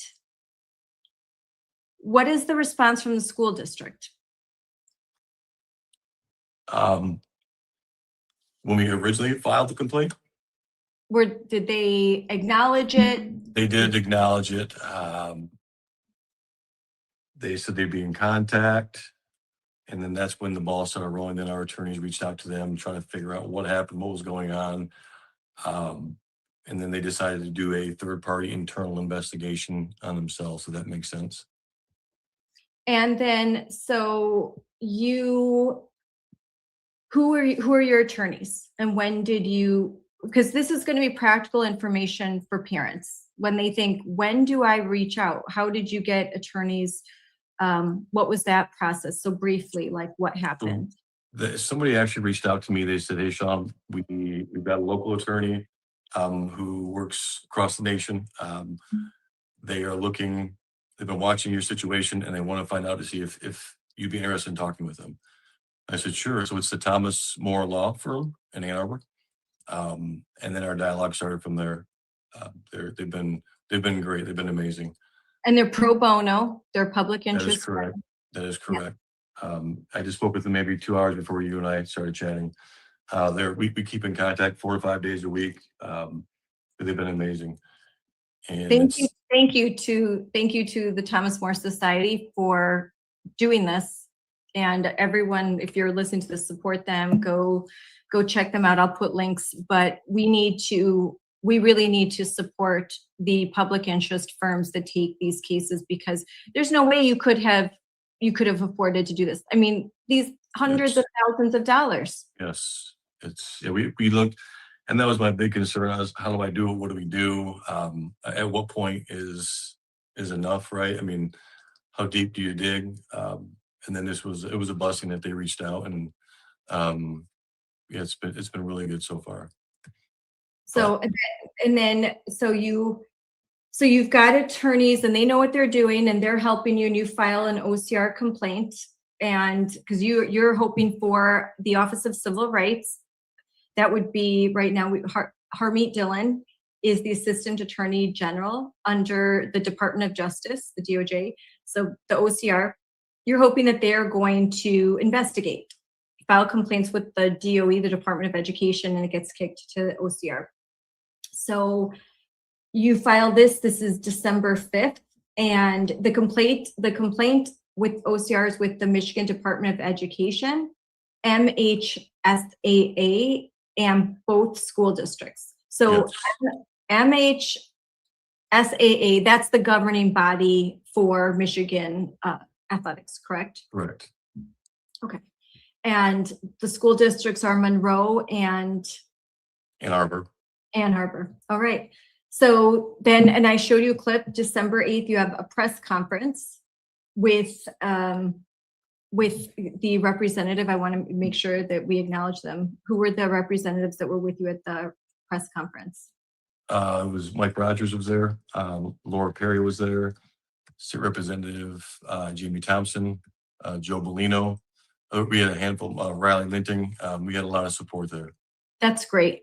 So you had a lot of legislators say, like, this is absurd. This shouldn't be happening. They were supporting your family and Briley. Were there any other girls other than Briley speaking out? Speaking out, no. Alone. She had one of her friends with her that day from the volleyball team, but no, just Briley, unfortunately. Yeah. So hear that, like, one girl, Jennifer say, we'll be talking. You have one girl here standing up when there's a lot of different teams that played this boy, a lot of different girls. There's one girl, one family that says something wrong, isn't something right.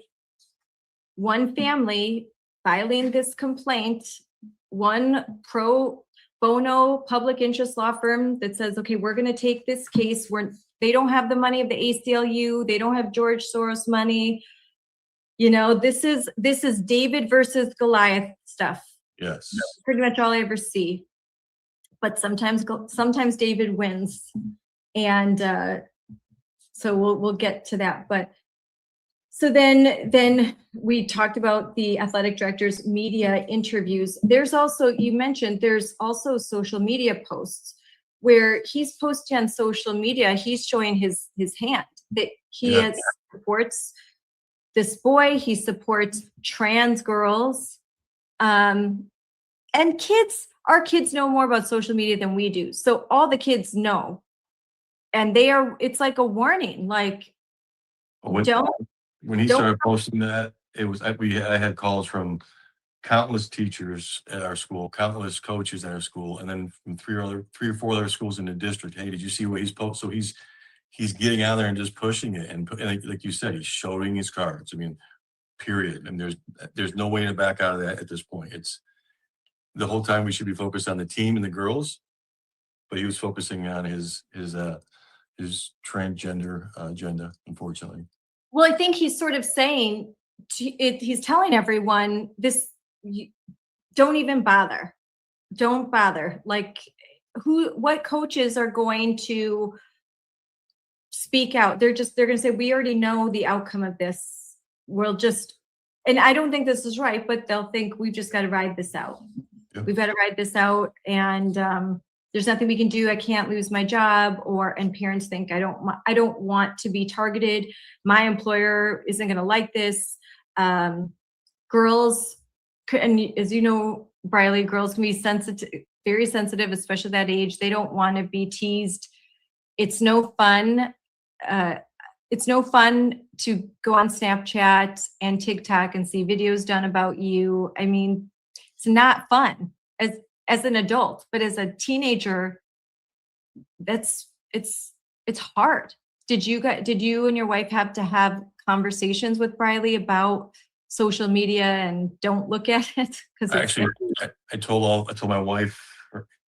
We had a family talk. It was my son, my daughter, my wife. I told all of them, don't go on social media. Don't look at the post. This is after about a month that I was already getting it and realizing how bad it was.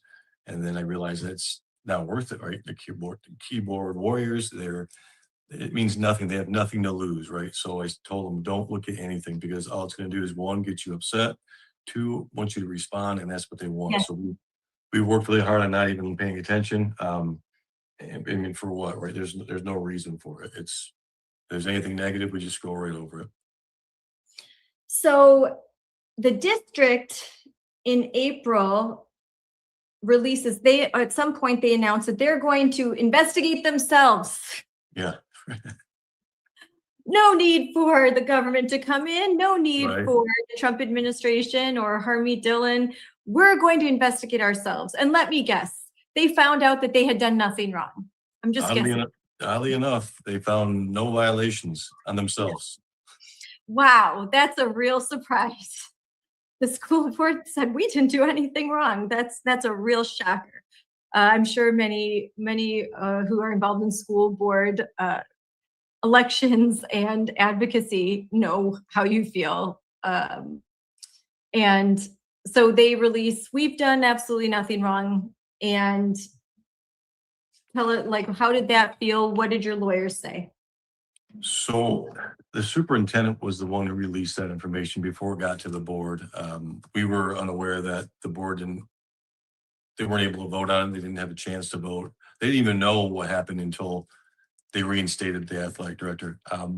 So when we saw that, my attorney looked at me, he said, I told you, Sean, I mean, he had an idea the whole time what was going to go on. He goes, why would you have a third party investigation paid for by yourself, investigating yourself? He's like, how do you think that's Paid going for to by go? you, paid for by The taxpayers, right? Yeah. So it was shocking because, it said we find no violations, Title IX violations we found. Our policies were good. They're subpar. But at the end of that 12-page report that again took over 120 days, that they stated 120 days. Over 120 days, yes. It was supposed to take 60 or less. Whatever. Oh yeah, there's again took longer, twice as Right. long. So it said that, their policies are up to board, but at the very end, it said moving forward, they're going to be changing the locker room policy as they will not be sharing the locker room with visiting teams any longer.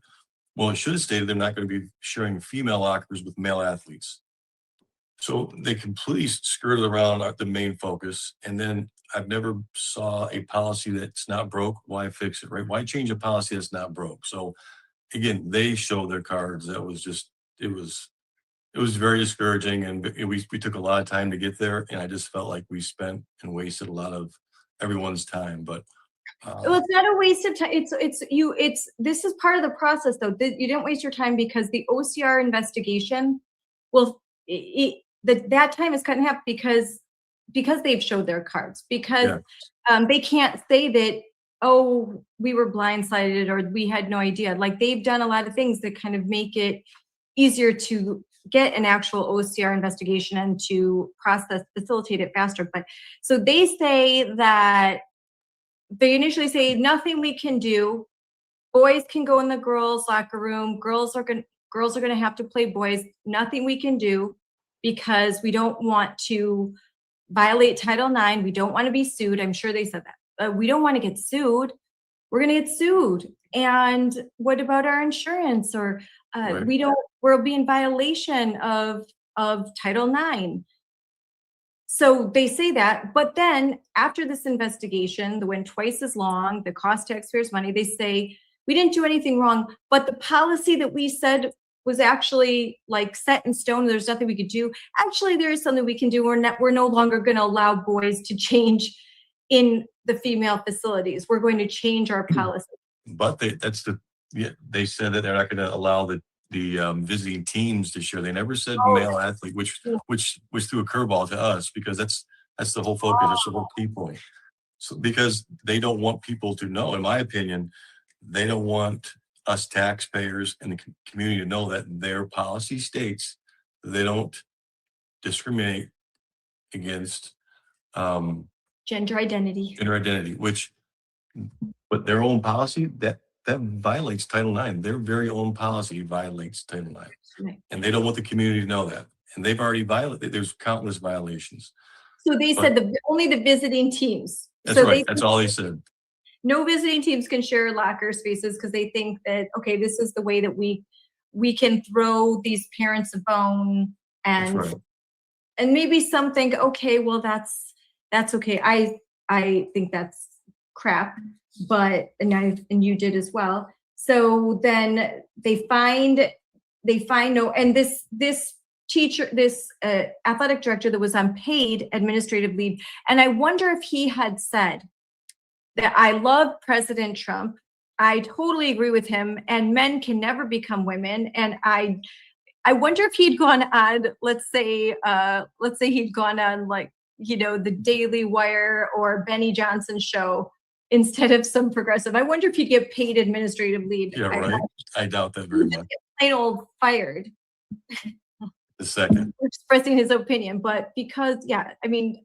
Well, that was the other concerning thing is, like, our superintendent sent an email to all faculty members and said, do not talk about this, do not discuss this. Basically silenced them. And I've got a lot of friends that are teachers, and there are some coaches that they support us. They support their kids that play sports with my daughter, but they were afraid to lose their job, right? And they push that narrative on these students or on these teachers and coaches that they're afraid to talk. Yet you've got the athletic director, the so-called leader, going on multiple social media, and he vents, he states what he wants to say, and not only does he get paid leave, he gets reinstated. How does that make sense? No, and so they told while they were doing this third party investigation, no one can talk publicly, and so which isn't true, but they made people feel like, oh, you can't talk publicly because they know that they don't want more public support. They don't they want you to feel isolated. They want you to feel completely alone so that you'll just go away. But the Thomas More Law Center filed an objection and appeal letter in April of this year, April 13th of this year. And right afterwards, April 21st, they reinstate Hessen, and the board declined to take up a vote on that reinstatement. That is correct. We fought for the appeal. We went there. My daughter gave her testimony. I gave my testimony. We gave the board all the information that we had, all the facts, all the findings that they were never privy to. The superintendent, they never shared that with the board members. So from the interviews stating that Chet had prior knowledge, from multiple and countless policies at Monroe Public School, the policies that he violated, not to mention the Title IX, and everything packaged up with a bow, and they wouldn't vote to appeal the reinstatement. They said, we're going to wait. We're going to sit back and wait to see what happens with the Supreme Court case. And that was their response. They want to wait. So they specifically say, we're not going to do anything until we hear from the Supreme Court. So, well, that's kind of interesting. But now you all, what do you do with all of this between this time in April and June? What does your family discuss? What do you talk about? What that you can reveal with your lawyers? What was your next step?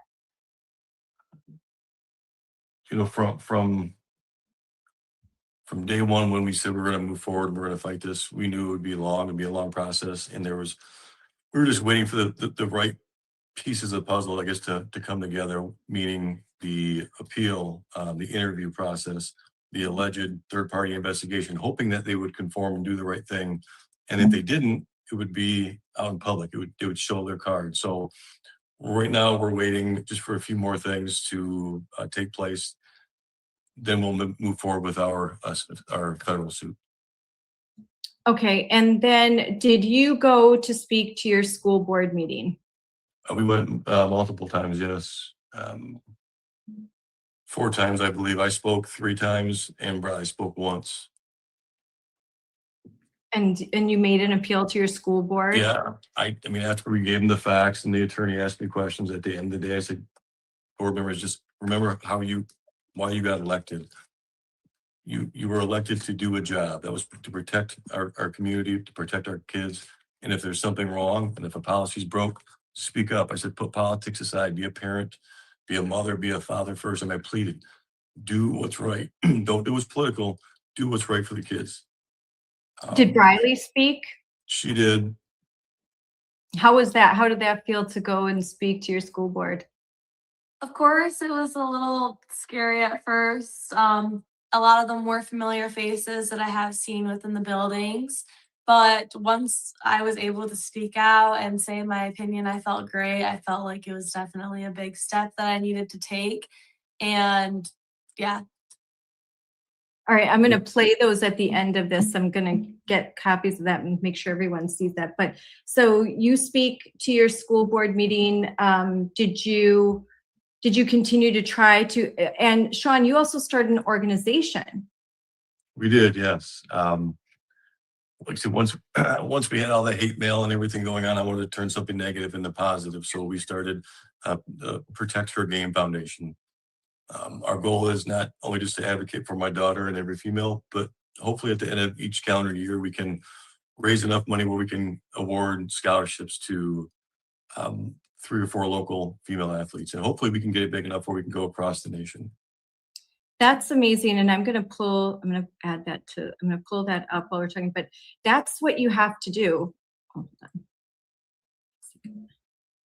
on. That's what you have to do. You have to just keep being proactive, because they are trying to silence you. They're trying to isolate you, just to get you to back down. And it's when you keep going that you can see wins, even in states like Michigan, in states like Wisconsin, states that are purple, that have Democrats as governors, and then you've got Republicans running one or two of the state branches, whether they're the Assembly or the Senate.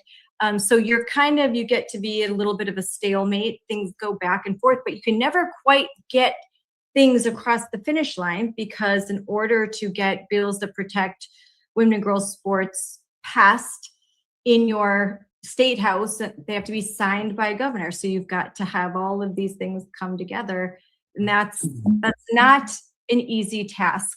In fact, there are some red states that a lot of pressure had to be applied before, even when they had all that control, where there was too much public pressure. They couldn't resist it. They had to pass these bills to protect girls' sports, protect girls' private spaces.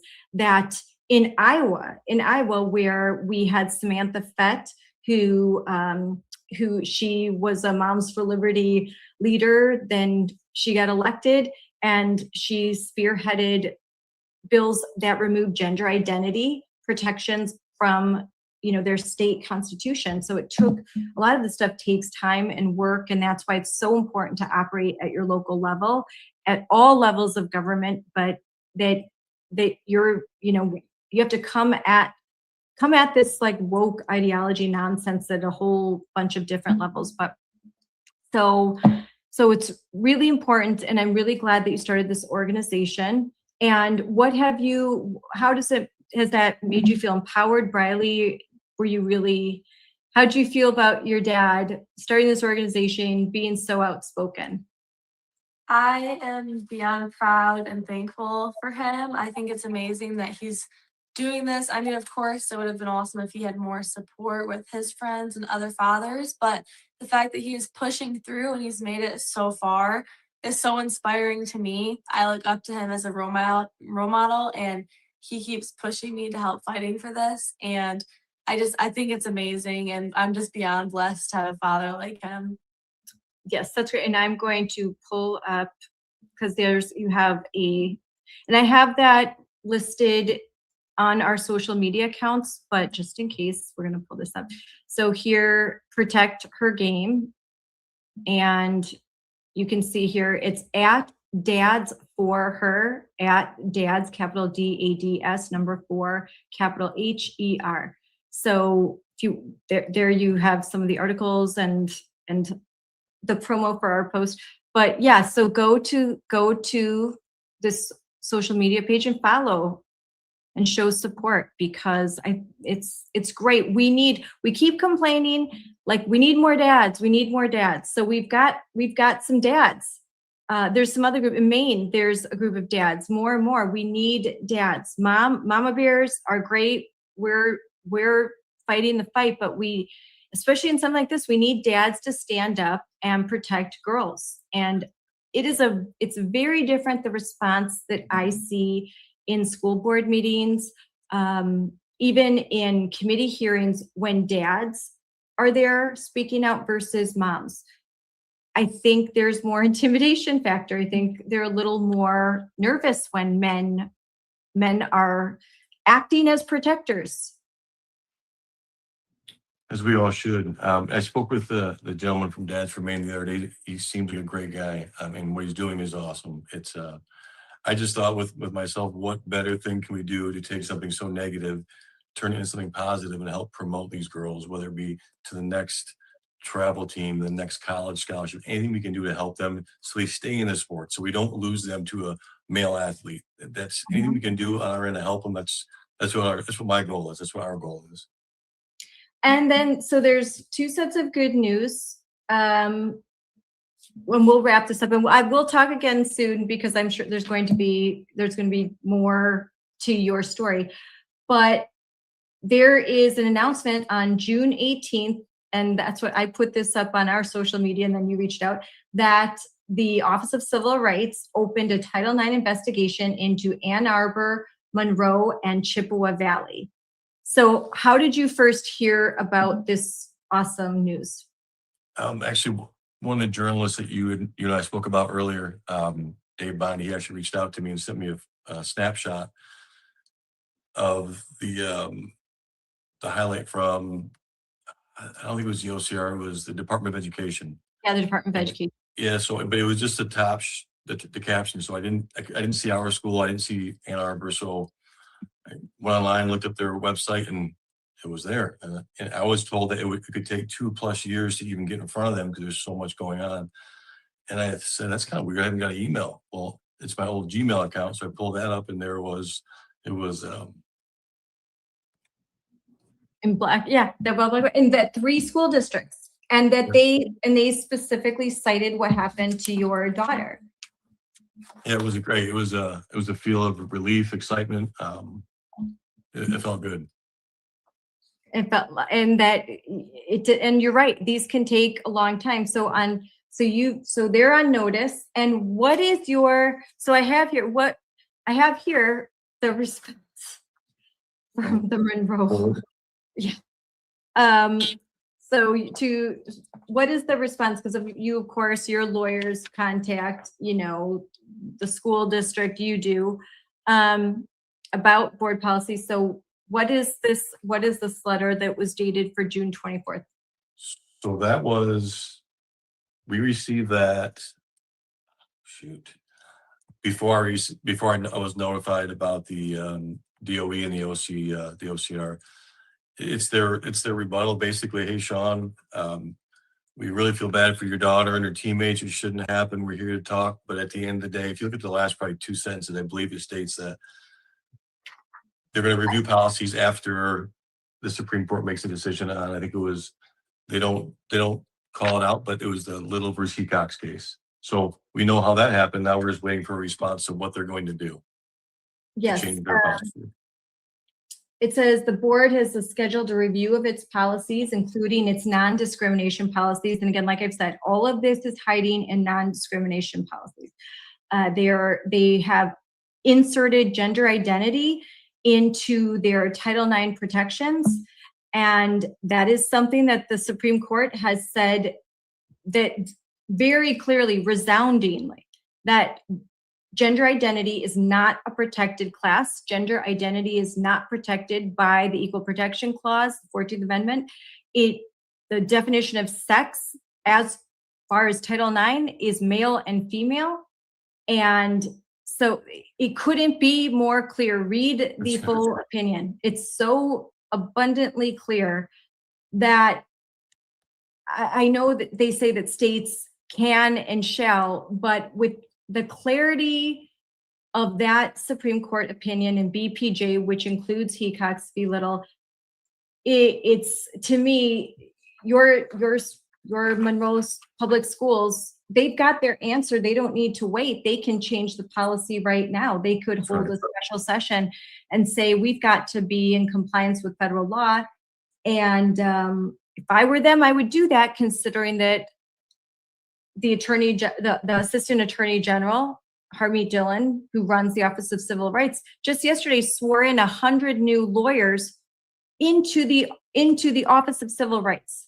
Now, the Office of Civil Rights, they're the lawyers that are going to investigate your district. So now there's more people, and the Department of Education, Secretary Linda McMahon just announced a few weeks ago that, you know what, in order to expedite these investigations, the Department of Education is going to pretty much transfer most of these cases just right on over to the Office of Civil Rights. That's going to cut the time down significantly, meaning that your district and these other 2 districts, they're going to be facing enforcement action sooner rather than later. And can your district afford to lose federal funding and take that gamble? I don't think they can. I don't think any school can, especially ours. Yep. Nope. And It does say, and I'm going to read this. The board has already scheduled a review of its policies, including its non-discrimination policies, this July. It's July. Right? So that should What be are we pretty. waiting for? This timeline was established in anticipation of guidance expected from the United States Supreme Court in June. Well, they've got their answer. So Monroe Public Schools, you've got your answer. June 30th. The Supreme Court gave you the guidance by which you can determine if your policy is inadequate, invalid, and violates the federal law, and it does.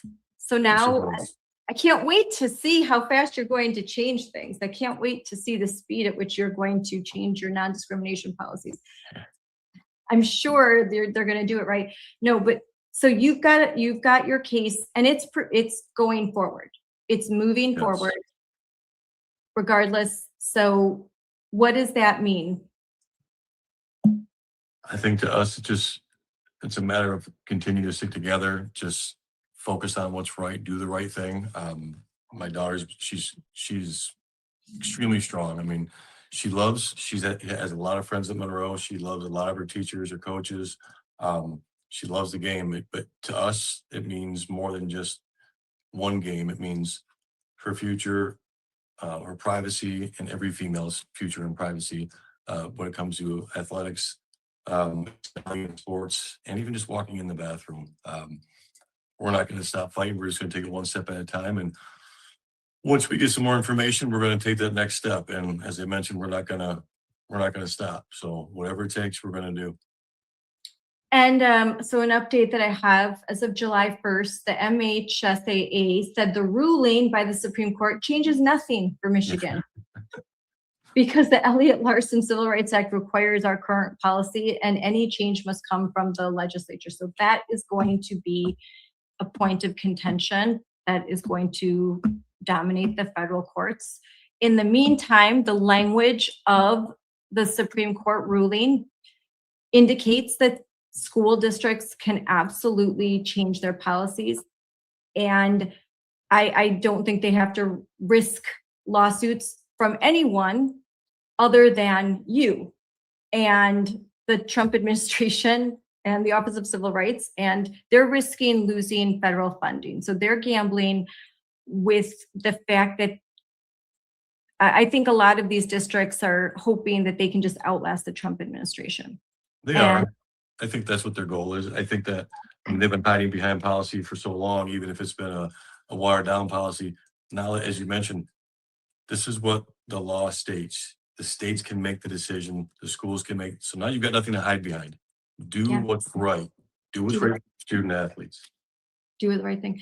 And so, and Briley, what, in closing, what do you have to say to the Monroe County schools and to other girls your age?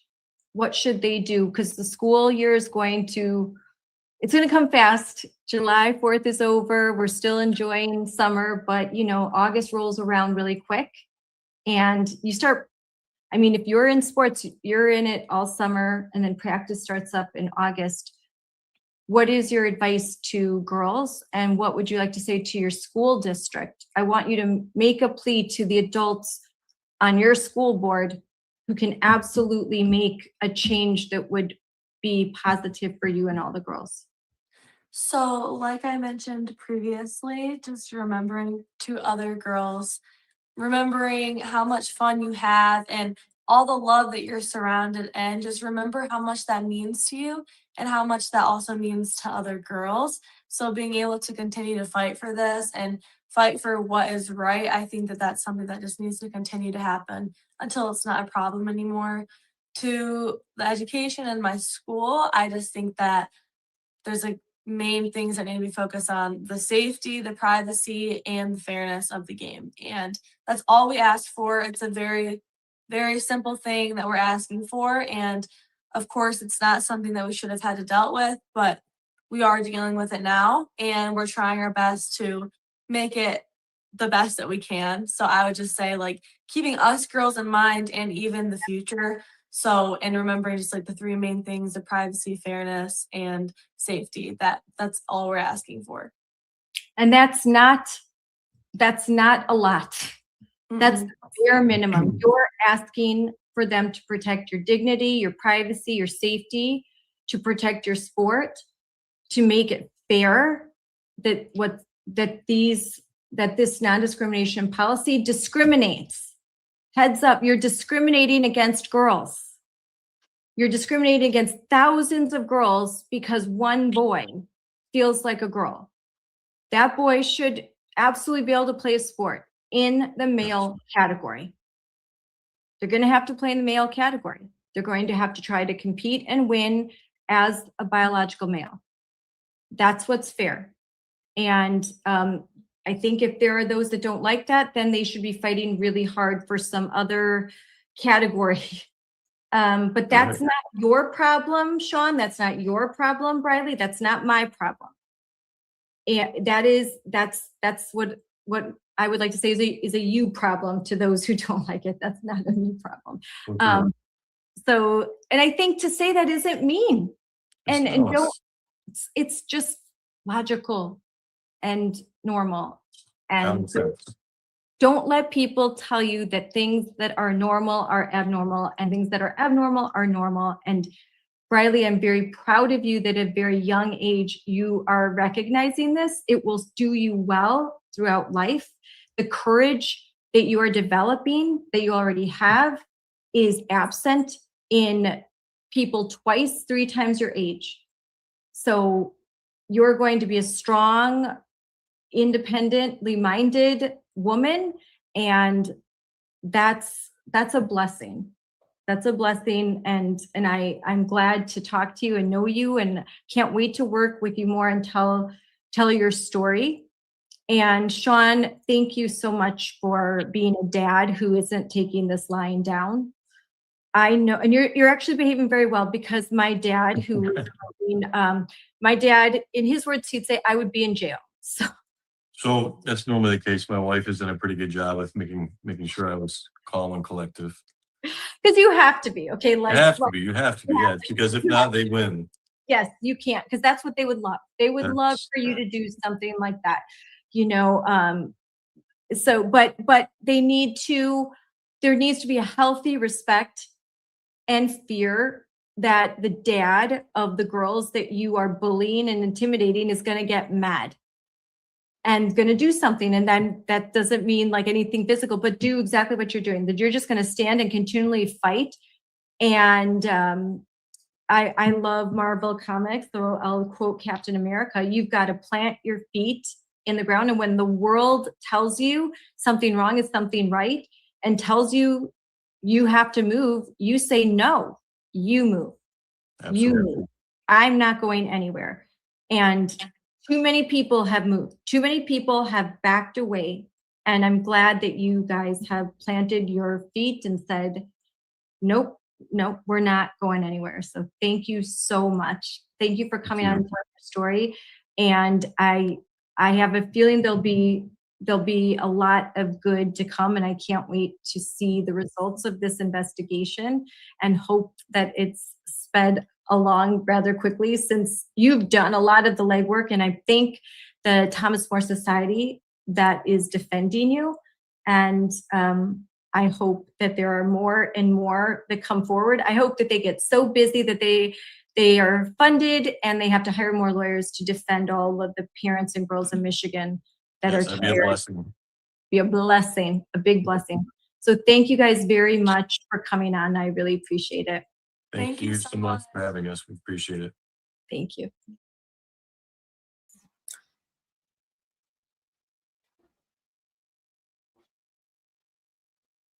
That was a great interview. That was amazing. Hold on, I want to get a few things.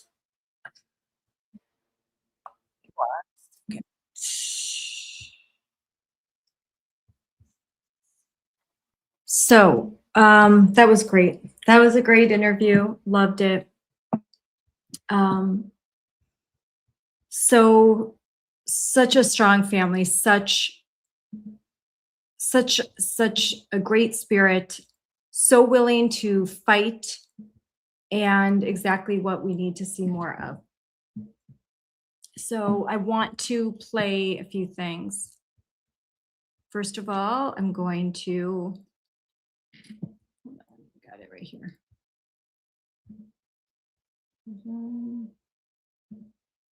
Let's get this up. Adelaide Cross. I want to play her full interview. Let's pull it up.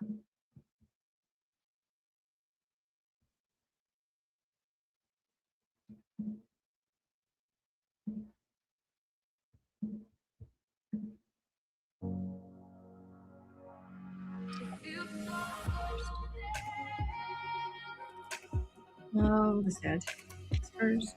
So I want to play the full interview of Adelaide. It's really touching. We only got a little sample of it, so waiting for this commercial to go through. And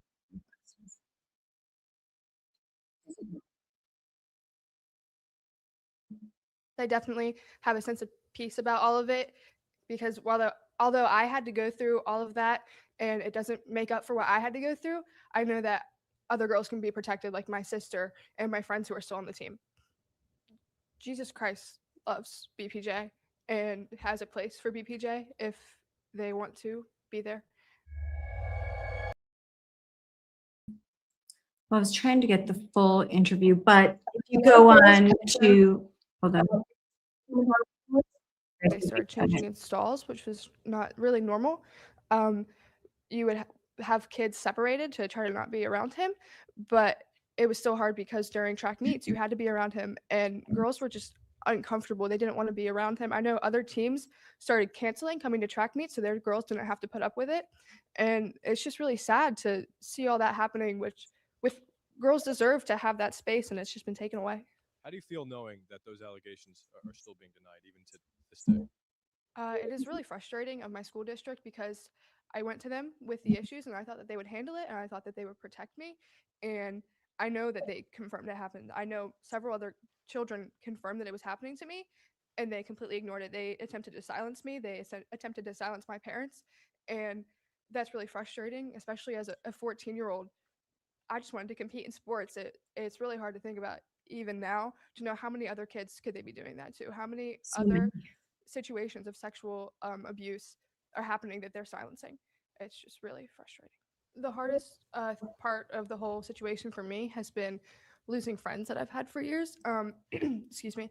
I've been friends with like these kids since middle school, early elementary school, and to watch as we get older and we get into high school, they just want nothing to do with me, and it's really hard because their judgment is clouded by the media. And I understand that, but it's just still been really hard. It's people I love don't want to talk to me now. When I first had the option to stand up, I was 14 and I was terrified and I didn't really want to. And I told God that I would do it if he made it abundantly clear for me, and he did. And he has showed up for me since. He is unbelievably faithful. And anytime I'm feeling discouraged, he shows his hand in the case for me. And it's just been amazing. When I first started, again, like I said, I told God that he would have to make it abundantly clear if he wanted me to. And the next day I got on my phone and the verse of the day on the Bible app was Esther 4:14, which is perhaps you were created for such a time as this. And I knew that that was what he wanted me to be doing. And all throughout the case, that verse has been so prevalent in my life. A girl showed me a song at the gym when I was feeling discouraged, and the lyrics were just Esther 4:14 over and over again. So he has remained faithful. My sophomore year of high school, I was wearing a shirt that said Save Women's Sports. A bunch of kids had chosen to wear it because they were enraged over what was happening. And I walked into my homeroom, and my homeroom teacher, who I'd had for 2 years, told me that she sees me as less of a person. And that was kind of really scary for me. I didn't know what to say. I just kind of left. And by my junior year, I had been moved from my homeroom. Majoritively, my high school has been very supportive. A lot of people, teachers of the administration, I know they support me. Most of the kids, I know that they support me, but there's a very small population that does not, and they are extremely vocal about it. They are aggressive, and there have been threats, and there's been hate. So while it's like an 80-20, it feels more of a 50-50, which has been hard. But I know that most people support me, so I know that I will be okay. But I'm definitely afraid for how that small percent of people reacts to me. Yeah, the school I go to is a very sports-based high school, and even just extracurriculars. And I've had to quit all 3 of the ones that I've done and Oh loved. my God. And I definitely feel like I've kind of missed a bit of the camaraderie and the friendship that comes from it, and also just the fact that I do an extracurricular. I definitely miss that, but it's all worth it to protect women and girls. I think that the media likes to focus heavily on how the transgender athletes feel about the situations happening, and I believe that what they should be focusing on is how the biological women are being affected. This is their spaces, and it is being taken from them. I definitely have a sense of peace about all of it. This is too important. I want to watch this again. I had not seen this full clip. Sorry, our air conditioning went out of my house, so it's getting a little hot in here. But we need to discuss this a little bit more in detail. I thought I'd seen some clips.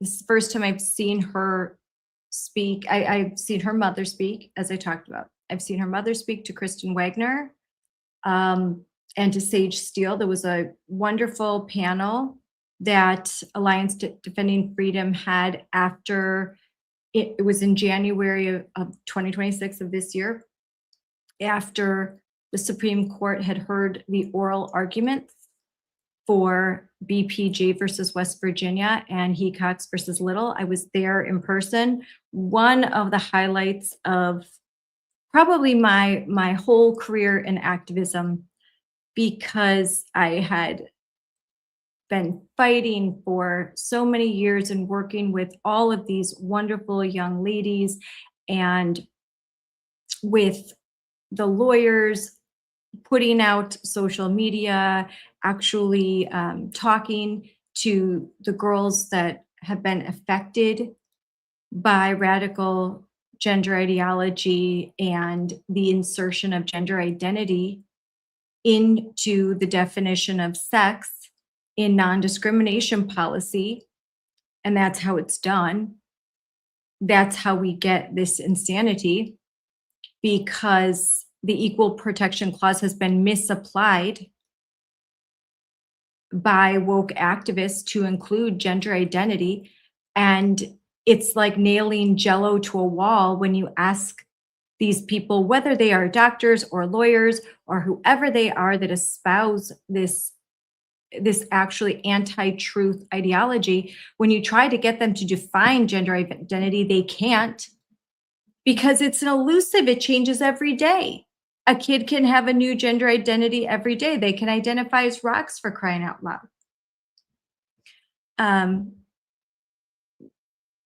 That's why you see that now the new trend among the uber woke professors is to eliminate the term gay, lesbian, and bisexual because it's offensive to trans. It's nothing. There's no meaning, there's no logic, no truth. It's an ambiguous blob of idiocracy. And that's why it's so dangerous. So everyone's like, oh, why can't you just be nice? Well, you cannot be tolerant of lies. You can't be tolerant of a vision of civilization based on nonsense. So anyway, let's watch this, because boy is this girl, she's really something.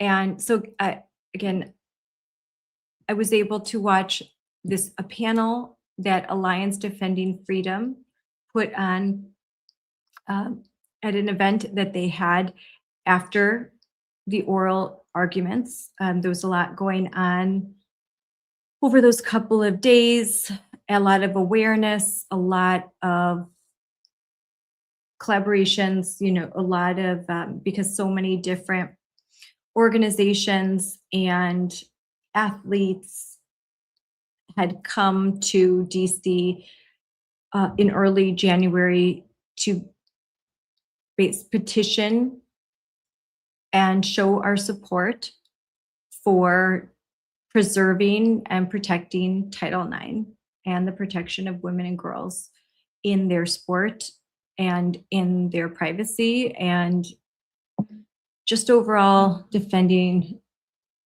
sanity in Western civilization. So let's again watch what she has to say. Press play over here. All right, because although I had to go through all of that and it doesn't make up for what I had to go through, I know that other girls can be protected, like my sister and my friends who are still on the team. Jesus Christ loves B.P.J. and has a place for B.P.J. if they want to be there.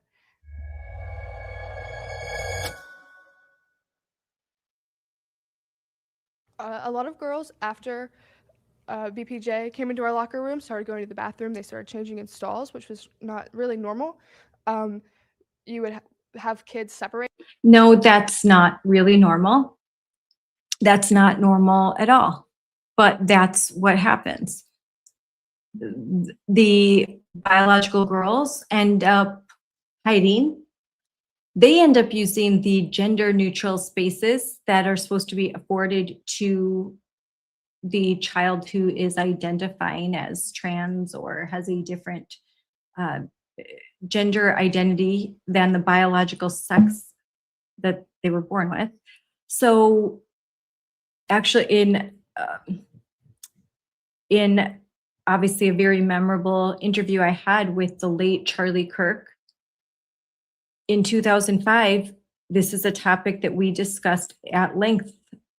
I was able to be on his show. We had 2 long segments, and I was discussing an issue that happened in Westosha, Wisconsin, in which a 16-year-old 200+ pound biological male that was 6'4" was using the girls' locker rooms and changing rooms and bathrooms, leering at them, touching himself inappropriately in private areas while they were changing, rubbing lotion on himself, claiming that he was trying to prevent chafing. So this is all documented, and I'll pull it up. It went crazy viral. A lot of big organizations picked this up. I went on the Charlie Kirk show to talk about this, and Charlie Kirk said this was probably one of the worst cases that he had ever heard. So, but everyone on the left said, okay, you're exaggerating. The girls are exaggerating. They're being dramatic. That's a quote. Told by teachers, you're being dramatic. The girls who complained, the teenage girls. All these statements, all of this, you can verify everything. This happened. And it's a more complicated story. I won't get into it. I should actually bring it back up and do some reels and segments on it, because I think we forget. Time passes and people forget. But then you hear now Adelaide talk about in middle school, girls hiding and changing from B.P.J., who was not just a shy little kid. Oh, just shy and scared. No, was walking in like he owned the place and making everyone else feel uncomfortable. So the girls, the actual girls are hiding and changing. Remember, Ella Fry told you the girls were provided a map where they could find the custodian stalls that they could use if they didn't want to be in a bathroom with a boy. This is the audacity, the hubris, and the arrogance of administrators that are clinging, gasping to hold on to shreds of power and control. I mean, the signs could not be more obvious. It's like blinking lights, like it's over. And the majority of Americans agree. However, when too many people think it can't happen in their school, it's not happening to their kid, it won't happen to their kid or grandkid. And so while they're shocked and outraged, and they'll say in polling, oh yeah, oh my goodness, they don't actually do the thing that needs to be done to really end this, and that is speak publicly. Say out loud everywhere you go. Jen says this all the time. Say out loud that this is ridiculous. Openly mock it. Like, isn't this insane? Don't you think this is crazy? Tell your daughters to say at the lunch table, did you hear about what's happening? Isn't that nuts? To be proactive, like a lot of these girls, like Briley, like Ella, like Alexa, like Maddie, like Sophia, like Adelaide, to just keep talking about it. And even if this hasn't happened to you, say, I never want it to happen to me, and I support Adelaide. I stand with her. I stand with Briley. I stand with Ella. I stand with Riley Gaines. I stand with all of these girls, every last one of them. I stand with Peyton McNabb. I stand with the girls that are standing up for truth. The more that we can do that, the more that this all goes into hiding. The more that they have us on the ropes and believing that we're up against a cultural zeitgeist that's too powerful. It's not too powerful. Too many people are just too brainwashed or too complacent.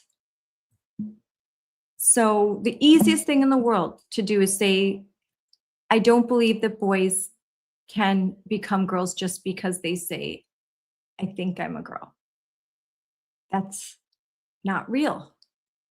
That's pretend. And I know that unfortunately there are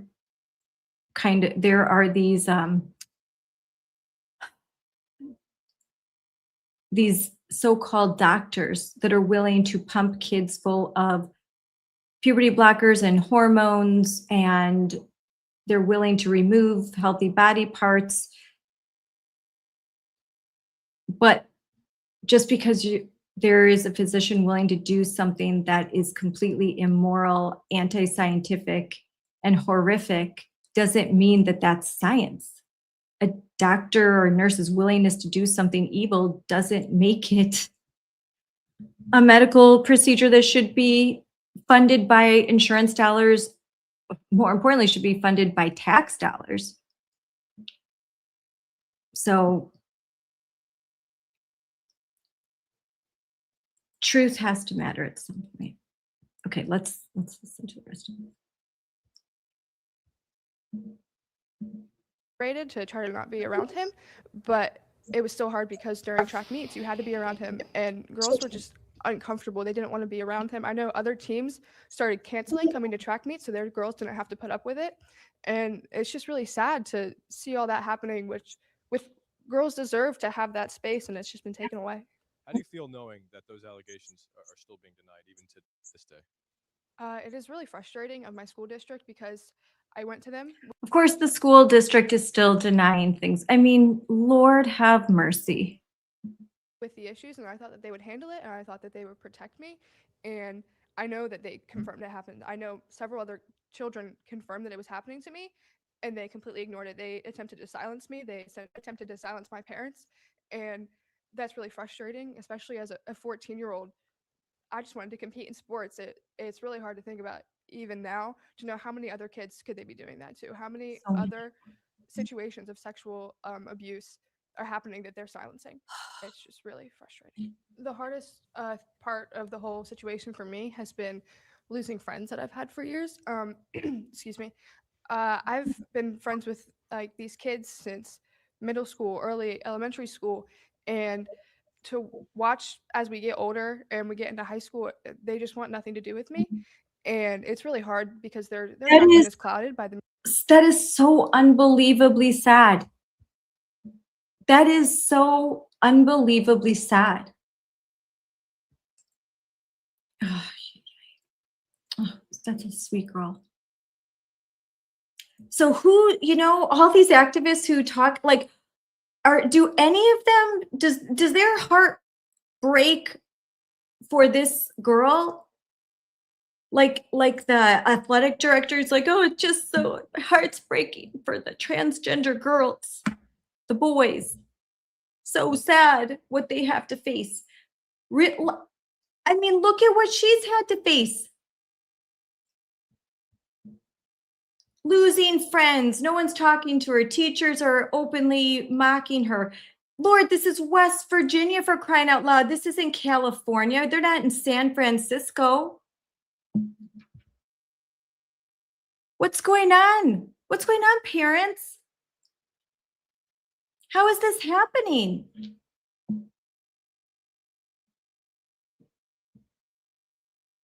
How is this happening in West Virginia? Who are these teachers? Who are these parents that are allowing this to happen? Who are these kids that are doing this? Lord.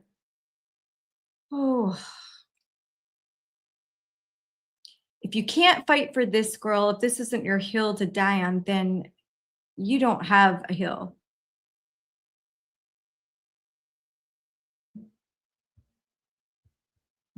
Media, and I understand that, but it's just still been really hard. It's people I love don't want to talk to me now. When I first had the option to stand up, I was 14 and I was terrified and I didn't really want to, and I told God that I would do it if he made it abundantly clear for me, and he did, and he has showed up for me since. He is unbelievably faithful, and anytime I'm feeling discouraged, he shows his hand in the case for me. So there's something important that she's about to say. And she's about to quote a scripture that we use quite often.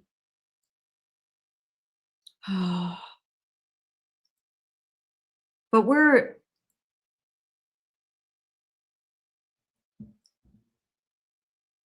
grown women. She's just a little girl.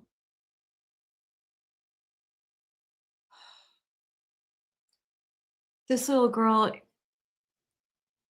is doing more and has done more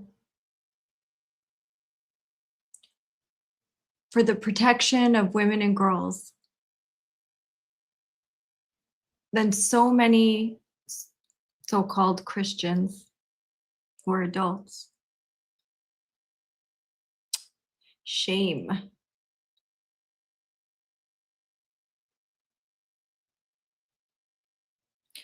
When a girl like this has to put on armor and step in the arena because adults refuse to do it, boy, that's rough.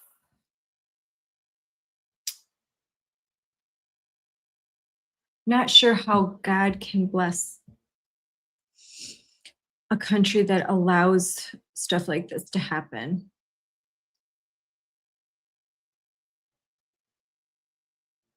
And yeah. This is pretty heavy stuff. And it's just been amazing. When I first started, again, like I said, I told God that he would have to make it abundantly clear if he wanted me to. And the next day I got on my phone and the verse of the day on the Bible app was Esther 4:14, which is perhaps you were created for such a time as this. And I knew that that was what he wanted me to be doing. And all throughout the case, that verse has been so prevalent in my life. a girl showed me a song at the gym when I was feeling discouraged, and the lyrics were just Esther 4:14 over and over again. So he has remained faithful. My sophomore year of high school, I was wearing a shirt that said Save Women's Sports. A bunch of kids had chosen to wear it because they were enraged over what was happening. And I walked into my homeroom, and my homeroom teacher, who I'd had for 2 years, told me that she sees me as less of a person. And that I hope she doesn't have a job anymore. Now that this is out, who is this teacher? And she better not have a job anymore. That's all I can say. that was kind of really scary for me. I didn't know what to say. I just kind of left. And by my junior year, I had been moved from my homeroom. Majoritively, my high school has been very supportive. A lot of people, teachers of the administration, I know they support me.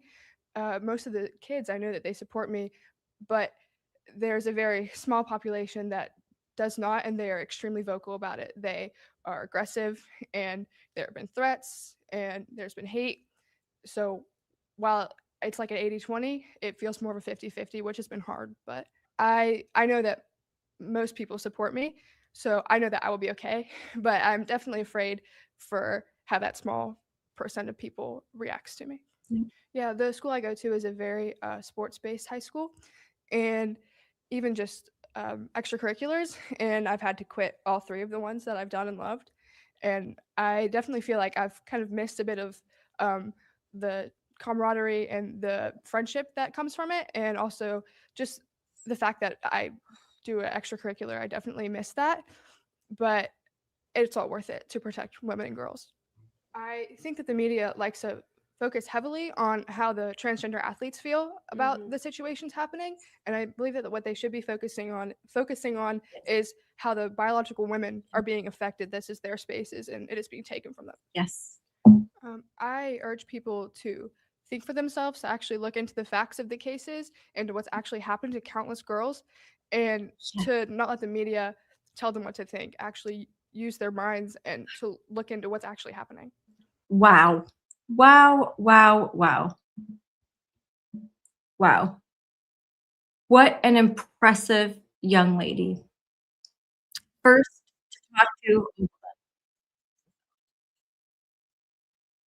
to talk to Briley today, and then to hear Adelaide Cross. Very inspiring, while also very kind of depressing that it had to happen. And that without these girls, we wouldn't be here right now, because without the parents,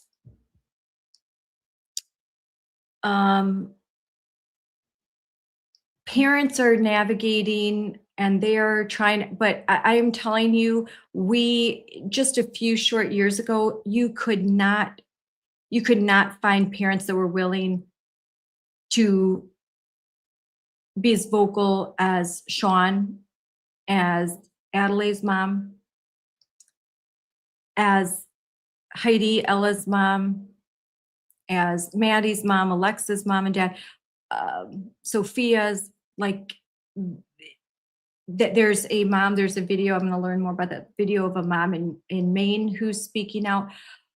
You could not find these moms and dads, and you certainly could not find the kids. There was no tolerance. There was nowhere for these kids to go. There was no support system.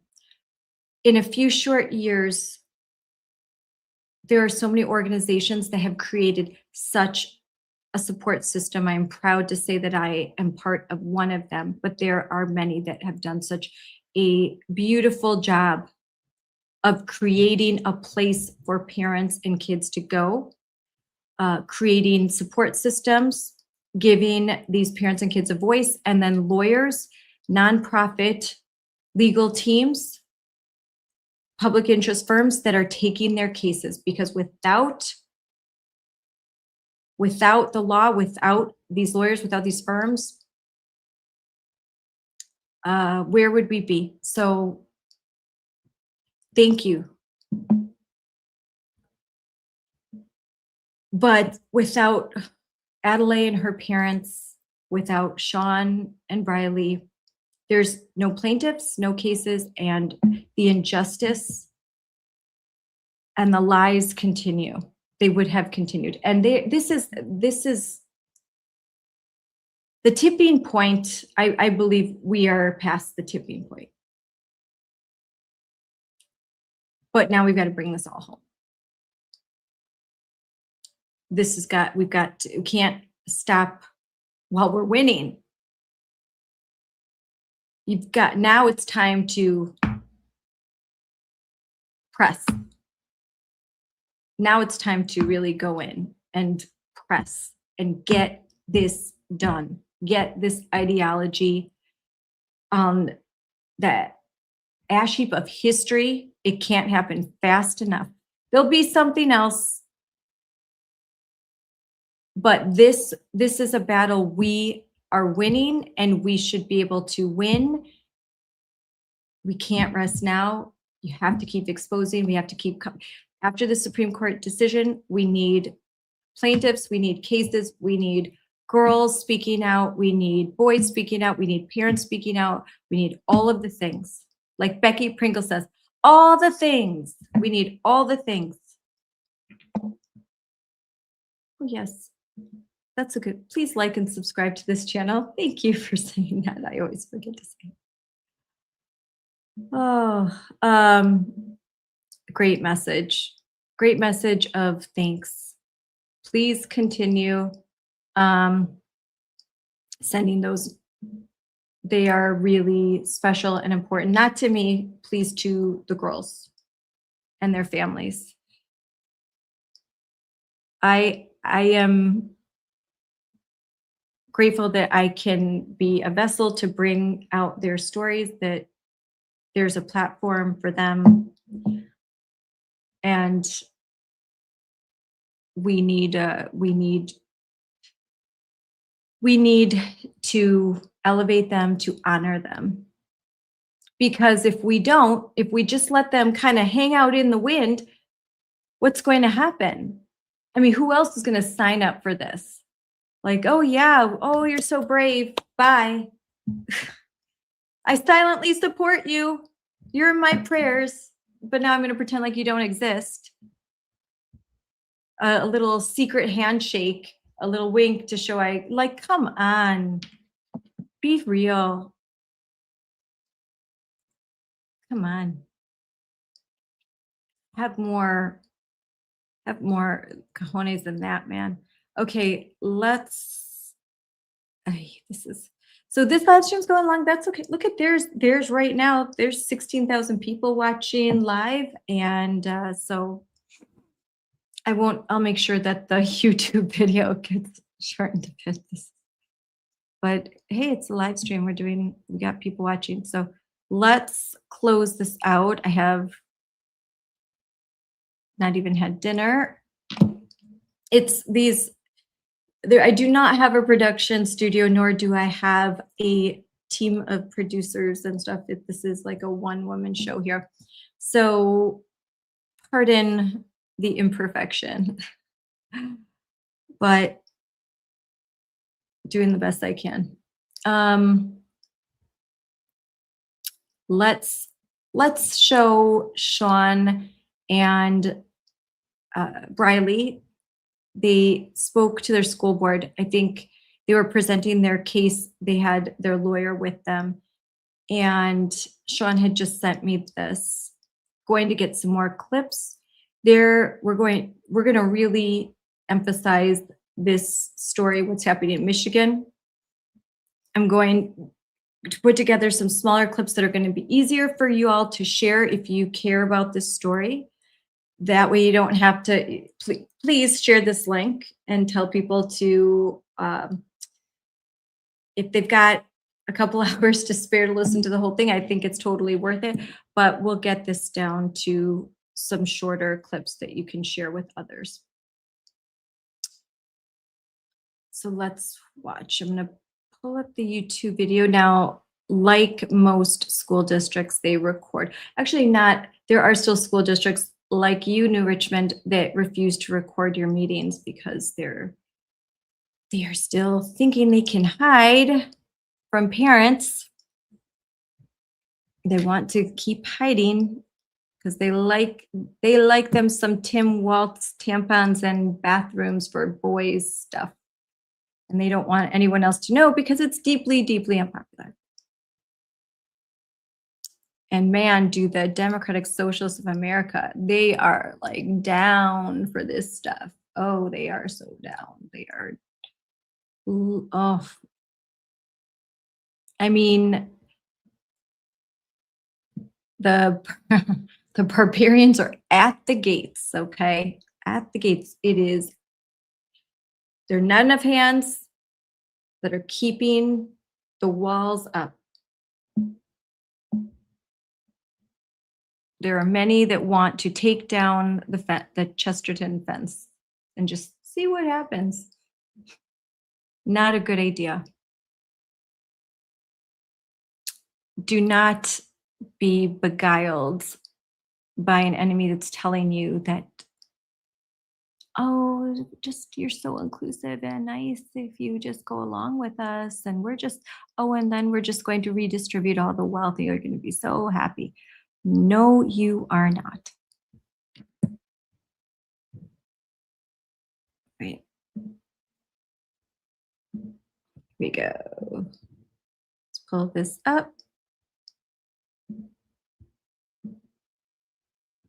Get this all cleaned up just a second. All right.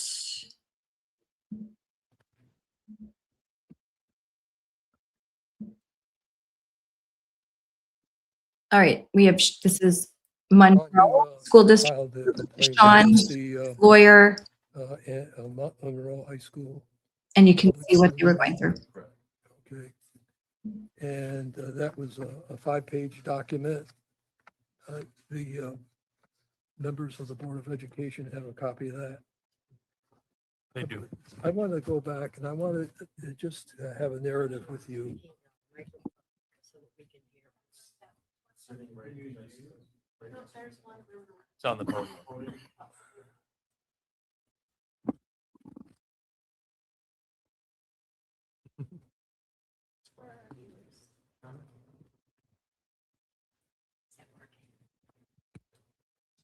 Okay. Now, were you watching the game on September 9th? Yes. Okay. And at that time, your daughter was playing? That's correct. Okay. When did you first have an inkling that there was a male on the Skylines team? It was about 5 minutes before game time. We had a mutual friend, college volleyball coach, approached me and said, "Did you hear about the transgender athlete on Skylines team?" Which I knew nothing about it. He said there was some media the last 2 or 3 days that were posting blog statements, which I never saw. So we sat back and watched the game. It was within probably 5 to 10 minutes. You could clearly see what we thought was the male athlete. The jumps, the spikes. I mean, the movement was night and day. Again, I couldn't confirm, but it was definitely apparent. Okay, let's go back. How long have you been a resident of Monroe? My whole life, 47 years. Okay, how long did you go through the public school system? I did. Okay, what about your children? They both, my daughter's should be a junior this year, Monroe Public Schools, and my son graduated. Okay. And how old is your daughter currently? She's 16. Okay. And she participated on the volleyball team. That's correct. Okay.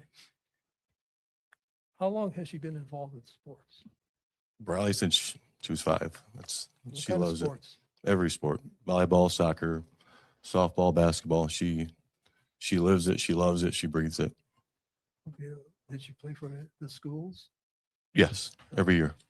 Okay. When did she start playing organized sports for the schools? It'll be 8th grade. 7th grade. Okay. Had she regularly used the girls' locker room before this incident? Yes, I can only assume. But yes.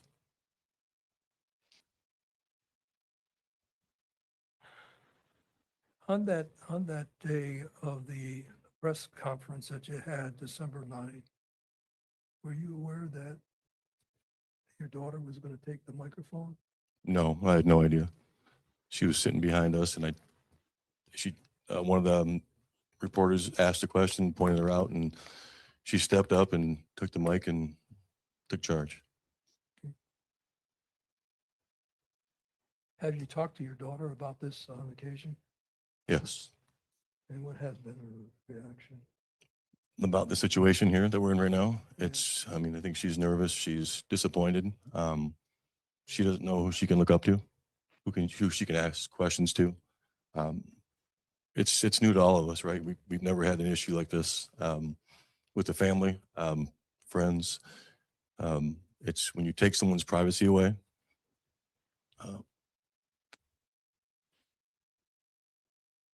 Well, then let's go through this. Now, when you find out that there was a male playing on the volleyball team, what did you do after that?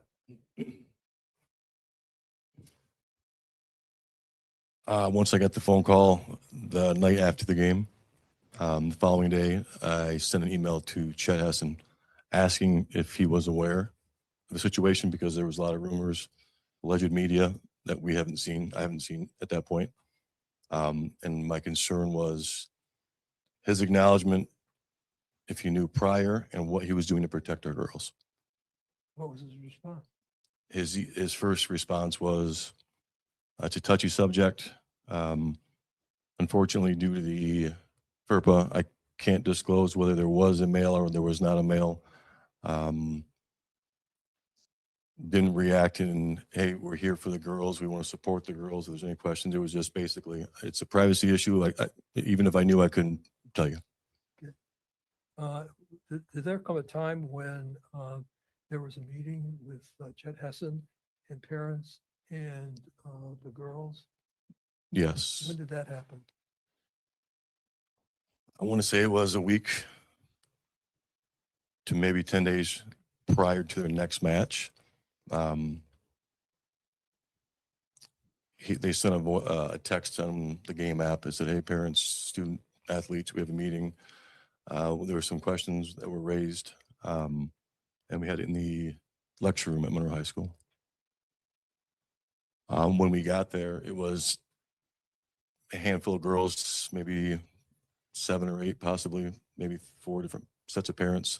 Again, it came through an app. It wasn't formal. It wasn't an email. It wasn't professional by any means. And it was basically a rundown of, he had a piece of paper, said, this is the Elliott Larson Act, 1 through whatever, 10, 12. This is what it means. This is what it is. Any questions? And that was it. And I raised my hand. I said, did you have prior knowledge of my daughter and her teammates being exposed to a male athlete? Did you know? He said, no, even if I did, I couldn't tell you. Let's do a privacy. Elliott Larson Act. This was focused on Elliott Larson Act now. And several parents asked questions. One parent said, what if they want to take a knee and not play? And Chet said, I wouldn't recommend it. It's not a good look. And he stated that there could be some, what was the exact words? There could be some backlash, whether it be MHSAA or Monroe High School. So it set the precedence of my daughter and her teammates that if they took a knee and didn't play, there's going to be repercussions. And another parent asked, what if something were to happen to their child and this male athlete, any male athlete for that matter, hit the ball, spiked the ball, and it caused damage to their daughter? Chet chuckled and goes, that's legal counsel. You have to reach out to your legal counsel. And the father said, we're asking you. He said, it's just like co-ed. which is not. Co-ed, we all know we're playing against females. This is strictly focused on varsity female versus female. He had zero compassion, zero passion, empathy for our girls during the 35-minute conversation. It was almost like he was pushed by somebody to state, here, read these 2 pages that describes the Elliott Larson Act. He didn't want to be there. And I asked him point blank, what can you do to ensure the safety of our girls the next game and the next game? Again, condescending, he said, I can't do anything. I'm at the locker room with the bathroom police. His exact words. Meanwhile, our minors, they now know that there was a male watching her change. There was prior knowledge of that, and not one faculty member or you, Mr. Shaw, did anything to stop that, did anything to ensure safety for my daughter or her teammates. That's what I thought our jobs were to do, protect our kids. And that from day one, it failed miserably and continued. You made, obviously they have the allegations that you made against the Monroe Public Schools. Would you care to look at some of them and indicate to me why you made those allegations? What was the basis of that? Sure.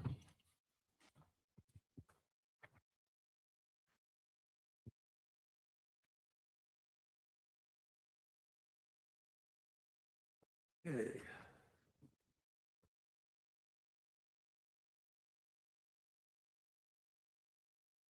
One of the things you said in your allegations of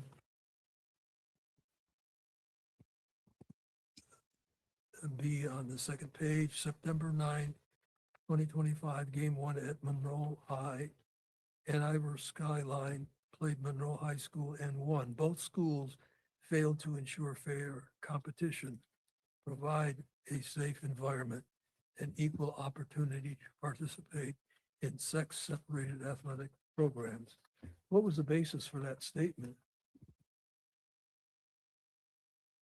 Regarding both schools, they had prior knowledge. So not one faculty member made an attempt to protect or ensure the safety of Briley or her teammates, whether it be the locker room, which again is against Title IX. By that alone is a violation of Title IX.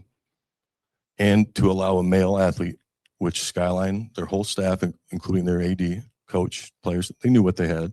They knew what they agreed upon or was forced upon.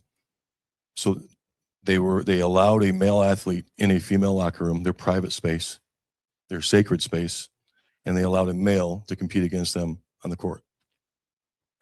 One of the comments you make in those allegations is, my daughter was forced to share a locker room where females undress with a male athlete. How was she forced? By not knowing. I mean, her rights were stripped. They were taken away. They gave zero information to my daughter or any of her teammates.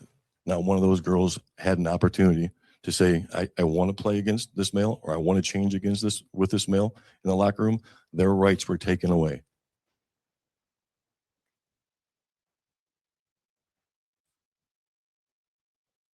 You indicate that in the next page, you indicate that following the first game, Hessen claimed in writing that he did not have any prior knowledge of the athlete's sex or gender. Then you say this was false. This was false, as confirmed by a staff member of the athletic community at Monroe High, who came forward and provided information to Tom Heck. Is that accurate? That is accurate.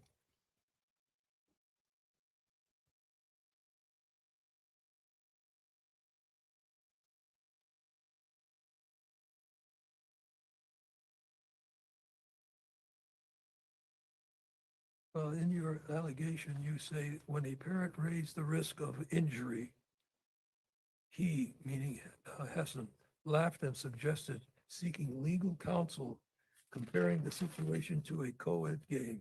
You already mentioned that, and that's accurate. That's accurate as well. Okay.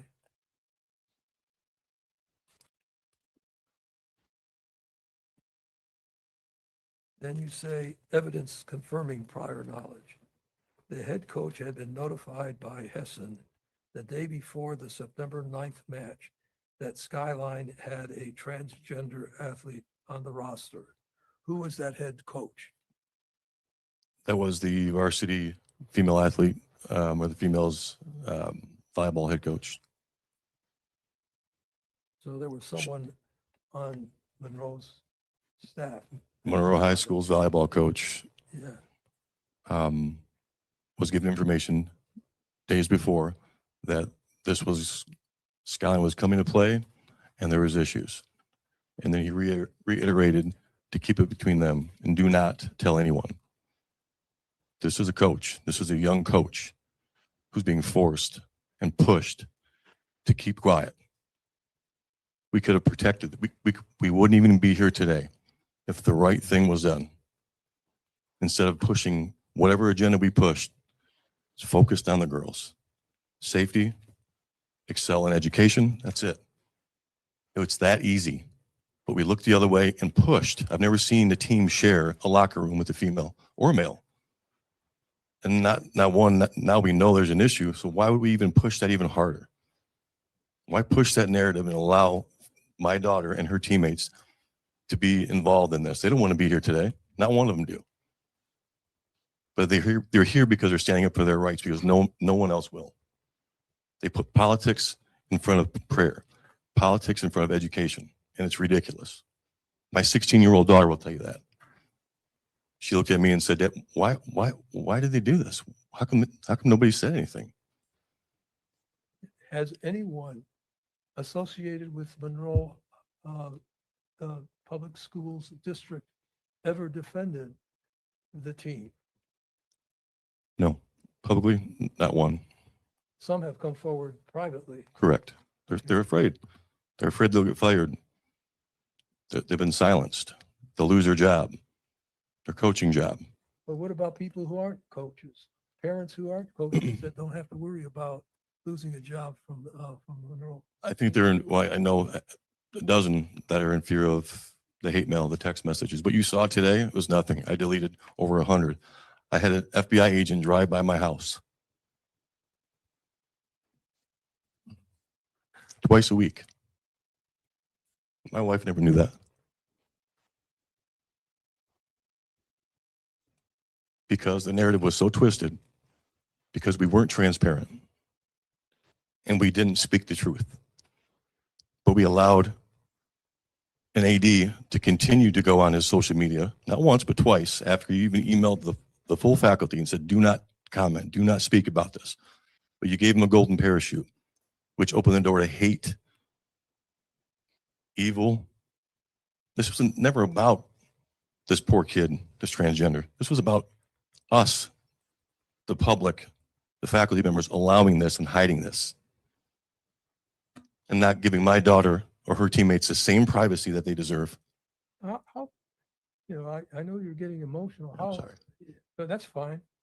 Well, I think most fathers would, and most mothers would as well. How,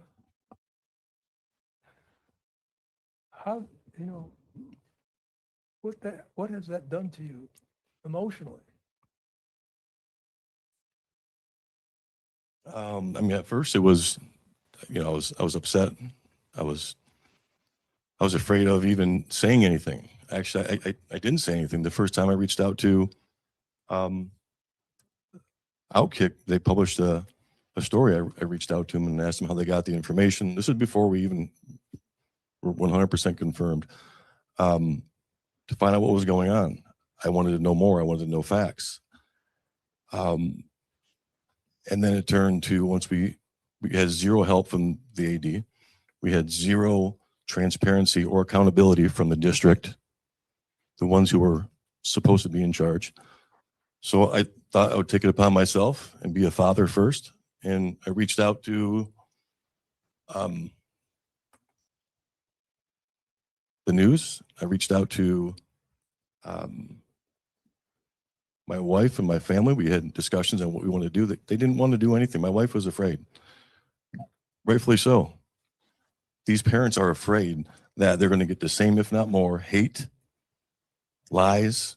They're creating these messages and the text messages and the emails that they've, I mean, that's, if I shared all these with you, we'd be here for hours, and it's disgusting. It's because the narrative was this man picked on this young trans athlete, and that's it. And we allowed it on social media 2 times in Monroe High School's office, in his own very own office when he was home for whatever reason. We allowed it. And that created a narrative where I'm the bad guy. So I took my hate and my cautious and me being nervous, and I turned it into something different. It was push for my daughter's privacy and her teammates. Push for the right thing to happen. And these parents need not to be afraid. When we had kids, when you give birth, when my wife gave birth, our job is to protect our kids. That's the best thing God could give you. So why piss it away? Respectfully speaking, why? That's our job. That's our duty. This isn't hate. The only thing that's hate about this whole process is what Chet created and what we allowed Chet to do on his own time in Monroe High School.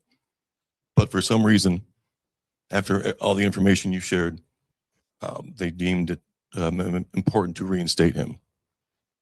Then you get to look at my daughter and her teammates and tell them why. There should be no reason. 0. Sorry if I'm talking. You mentioned transparency. I've seen 0, nothing. Is there a message you want to give to the board? Yes. Let me just say that I've sat on Sean. I didn't want him to make any public statements for a long time because of the stuff that was going on. I said, you'll get your chance. And this is his chance to talk to you directly, not through a newspaper article, but talk to you as a person who's been a lifelong resident of Monroe, who's gone through Monroe High School. His kids have gone through the Monroe schools. They're a part of Monroe's environment. And so tell them what you want them to do, what you feel that they should do. First, I want you to know my daughter doesn't have a hateful bone in her body. She loves everybody. All she wants to do is play the games she loves, get a great education, and be happy. That's it. She does not want to be here today, but you made her come today because we did nothing. Information was supposed to be passed on to myself and counsel during this investigation. It wasn't. As he mentioned, everything that was supposed to happen did not. I find it very hard to believe that one can make a decision on someone's reinstatement when the attorney stated, you can correct me if I'm wrong, but what Sean Lechner stated is more true than not. And yes, we have faculty members that probably had knowledge of this. This is black and white. This is not, you sit down, you take 120 days for a decision. The fact that the board couldn't even make a decision on this, that it wasn't their job, that they were leapfrogged. It comes down to one person, the superintendent. So I beg and I ask you all to review this, whether it be a third-party investigation, a different investigation group, or the same, and do the right thing. Look at the facts. Yes, Title IX was violated. Yes, my daughter's rights were stripped away from her and her teammates. And not only in the Title IX complaint and the response. I don't know if it was McNaught, Mr. Shaw, but stated in the bottom paragraph, we didn't violate any, there was no violation of Title IX. All of our policies are up to par. Well, why would you change a policy that was never broke? And that policy is moving forward, we're not going to share locker rooms with visiting teams. If the policy wasn't broke, why fix it? More importantly, that policy should read, we will never allow male athletes or males in my daughter or female locker rooms ever. If you want to make a change for the better, be transparent. Don't hide it and say we're not going to allow visiting teams to share locker rooms, because all you're doing is opening the door to Pandora's box. So I'm asking you and begging you as a father, as you all would as a father or a mother, do the right thing. These girls deserve privacy. They deserve a fair chance to advance in any sport without being worried about getting hit in the head or playing against a guy who can jump 8 inches taller or walking into a locker room that's their safe haven and wondering now, like my daughter has to do and all her teammates, I wonder if this person is X or Y because my school won't support us. No girl should have to worry about that. So I'm asking you to investigate internally or third party and excuse me, if it's a third party or it's the same investigator, just look at the facts and make a decision. We need to reverse the decision because based off the facts, Mr. Chet Hessen should not have been reinstated. The attorney even stated that. So that's all I want to, I beg you for. Thanks, Sean. We'll bring Briley on. Thank you.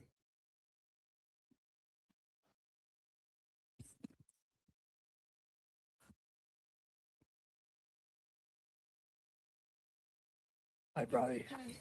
You a little nervous? A little bit. A little bit. Is it true that on that the day where there was a press conference, your dad spoke and then you grabbed the mic? Yes. Why did you do that? Well, one of the ladies in the audience asked me a question, and I figured that the answer would best come through a person that actually went through it and actually was the one that experienced all of this. Okay. What grade, you just finished school, Mhm. so what grade will you be in the fall? I'm going into my junior year. Your junior year, what kind of grade point average do you have? Right now, 4.2. And then how many sports have you played in your last year? This past year, I was in school-wise volleyball and soccer. Those are the two sports I contributed to. Okay. When you walked into the girls' locker room on September 9th, 2025, did you expect to see a boy there? No. Okay. When you found out later on, well, how long did it take before you realized, before rumors became fact, that there was a boy in your locker room? How did you feel about that? It was a day or two after our game. Things were said and rumors were sent around, and I didn't know whether or not to believe that. And then when a week or two after there was an actual conference addressing it and talked about it, I was kind of blown away by the fact that I was not informed. My teammates were not informed. Nobody on the team was informed that this is something that is going to be happening and that there is going to be a male in the locker room. You're going to be competing against a male. Nobody was informed, and that definitely made me feel very uncomfortable and confused why that's something that we would even have to question. Okay. Has it affected the way you do things now? Let's say go into bathrooms or go into other sports arenas, go into other locker rooms. How does it affect you? I would say it affects me 100%. Now there's always that thought in the back of my mind. Is there going to be a male in the locker room? Is there going to be a male in the restroom? Or am I competing against a male? Of course, I don't want to have to assume that, and I don't want to have to point out people and think that might be a male, but now it is something that it's like forced to pop up into my head from what I'm experiencing. Okay.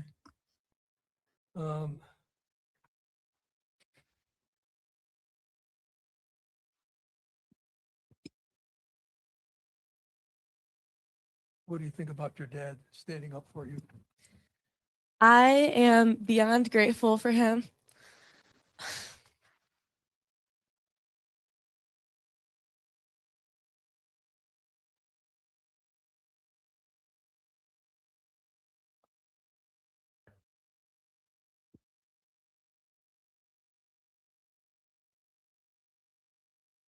I cannot thank God enough for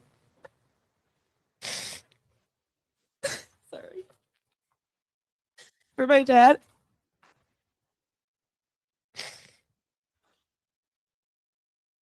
I know that this is something very hard for not only us girls to go through, but also him as a dad. And I'm sure plenty other fathers, and the fact that he is the one that could stand up and speak out for us is amazing. And I'm just so blessed and thankful for him. Thank you.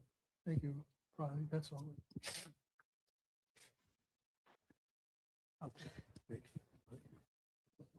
I just want to reiterate for the board, it was a hard time for us to find the duties of an athletic director, but we found it. And one of the duties is that as a athletic director, they must develop and maintain a program which emphasizes safety, healthy life choices, and welfare of the participants. I think Sean, Chet hasn't failed in that.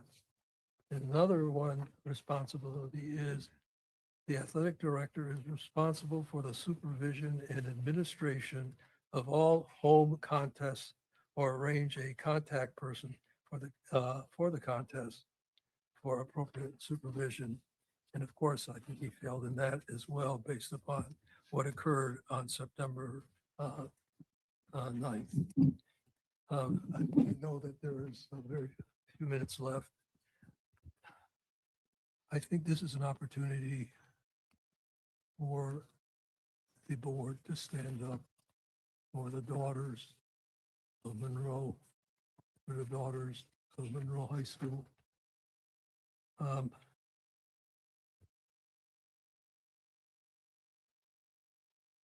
There's a lot more, of course, legal stuff I can say, but I think what Sean did and what Briley said today says it all. I think I want to close with these comments.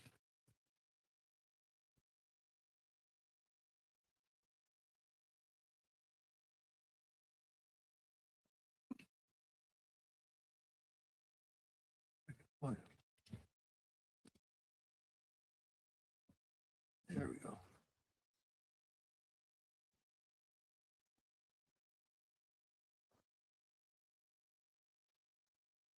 It's clear that the factual allegations in Sean's complaint to the city, to the Monroe School District have been substantiated. That's what the report said.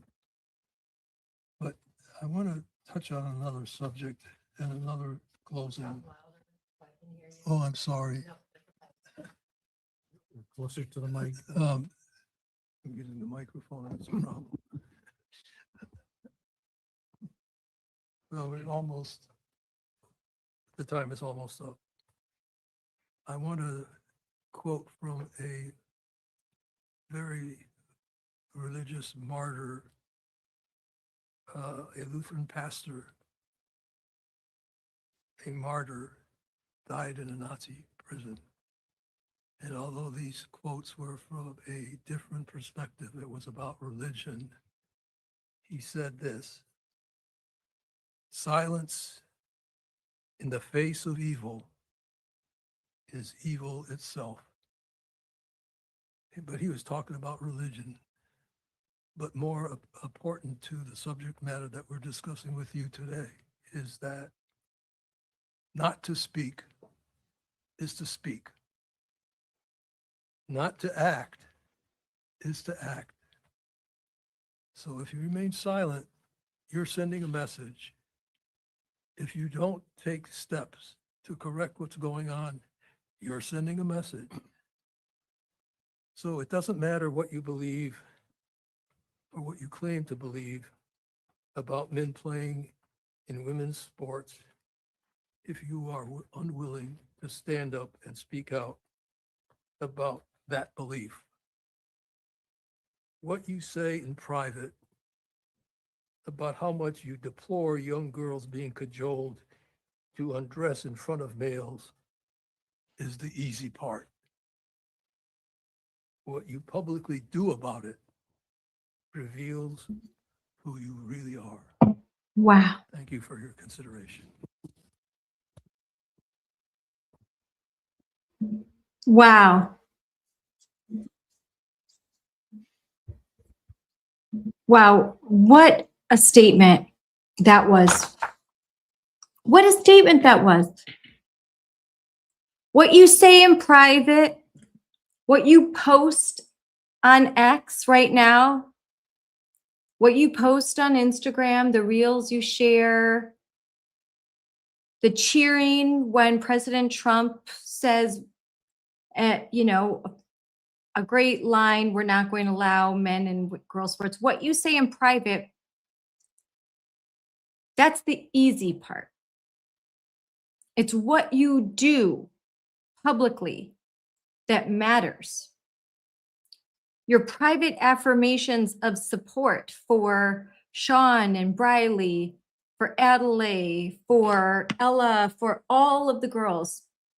If you have Riley Gaines books and you have pictures and you post them on your X account without your name on it, or just this, or your burner account, you know, like, that's great, but it's what you do publicly, what you say, your willingness to stand and your willingness to speak up, even when you're at a coffee with all the girls.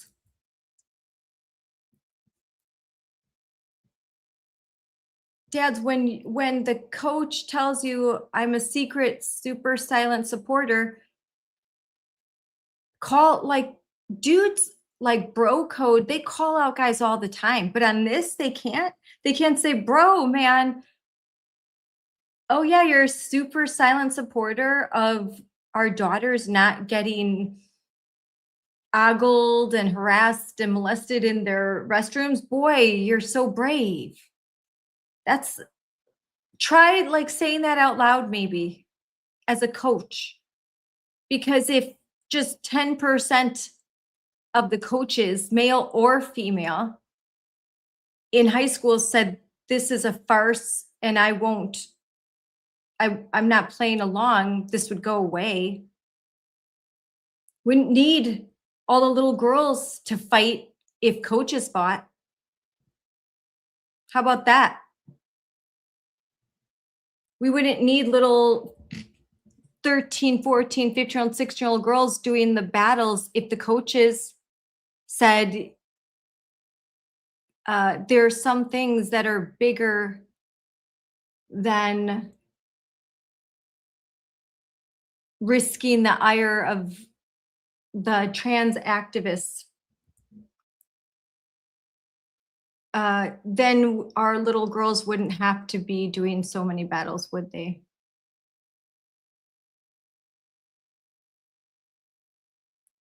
It's teachers, coaches, not picking on you, but frankly, your capitulation and silence is the jet engine that keeps this thing going. As long as the adults in the classrooms, in the school buildings, on the field, in the course, as long as the adults are just minding their own business, they don't want to make waves, then you're keeping this, you are part of the reason why it's taking so long to end the insanity. And your lives would be so much appreciably easier if you didn't have to deal with this stuff. And most of you are not. So you think, well, why should I say something? I don't have to deal with it. Well, you might someday, and there are people that are. So go ahead and preemptively say, like, dang, that's messed up what's happening in Michigan. I'm not going to tolerate that. So adults, I'm sorry, but your super secret silent support is not enough anymore. It's not really appreciated by anyone. It's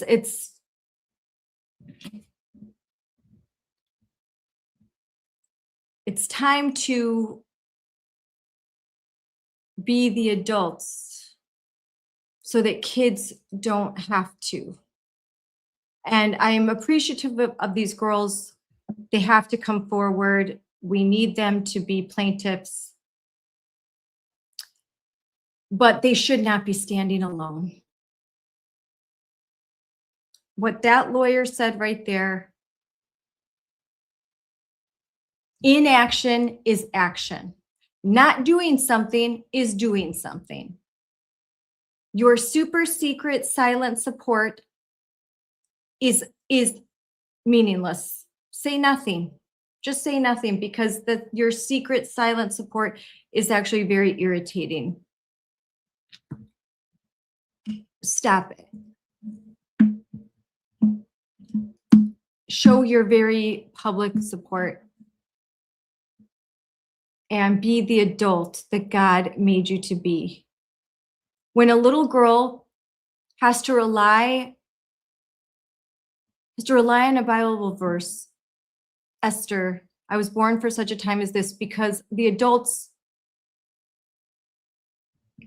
can't find it within themselves to do it, that is a very sad reflection of cowardice among adults, especially those who call themselves followers of God, that claim to be conservative. I mean, you are lukewarm. You are neither hot nor cold. And you can tell yourself you're a really good person. Go ahead, keep telling yourself that.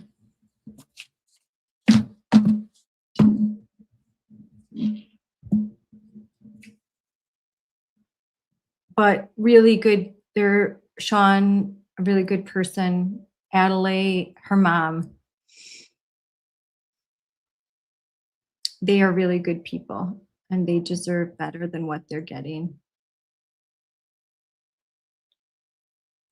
And yeah.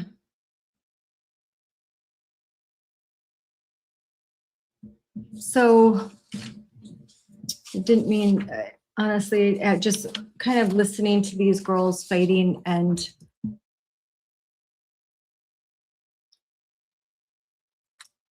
the fact that we struggle to get anybody to show up to school board meetings and talk about this stuff is ridiculous.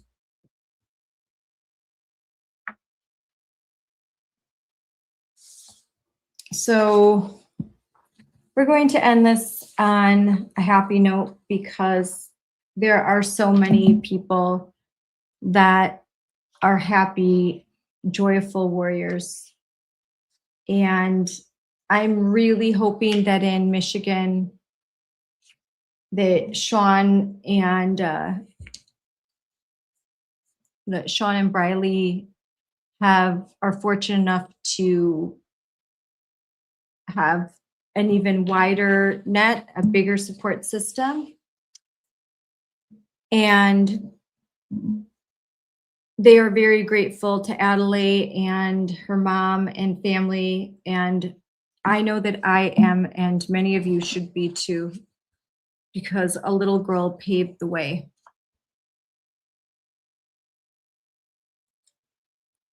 So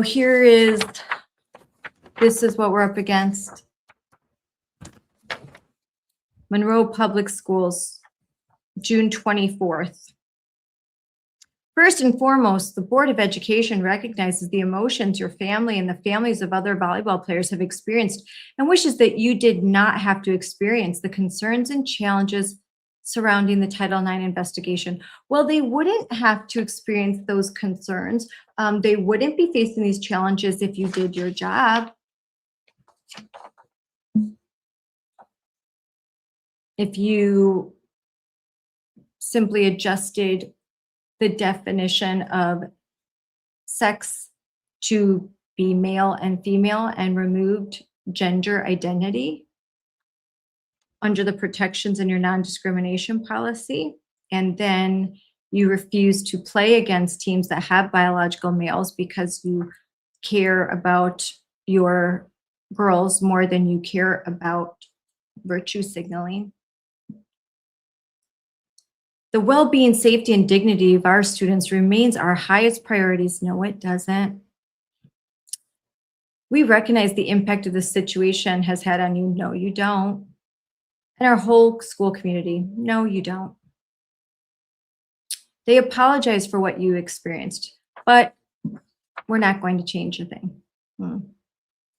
Board policy 2260. 2260 is cut, copy, paste, same policy you will see all over the country. It's like this isn't original. It's all the same. They all just, it's like a packet goes before the board. They vote on it, don't read it, pass it, then claim that their hands are tied. The district engaged with an independent external investigator. And of course, that independent external investigator found that they had done absolutely nothing wrong. And that's why they adjusted something so that the other team could no longer share the locker room. See, we did something.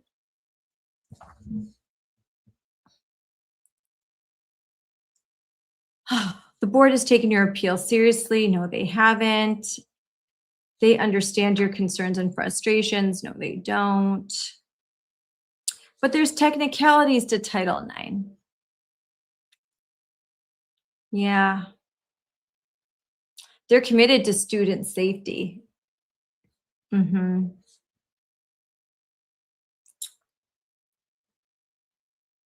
And they said they have a long-standing practice regarding locker room use. Okay. So how long have you been allowing boys to change in the girls' locker rooms?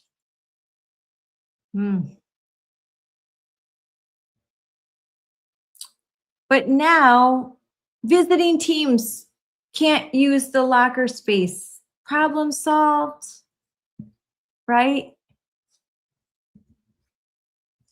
The courageous stand of doing the bare minimum, which is almost nothing, and keeping the same policy.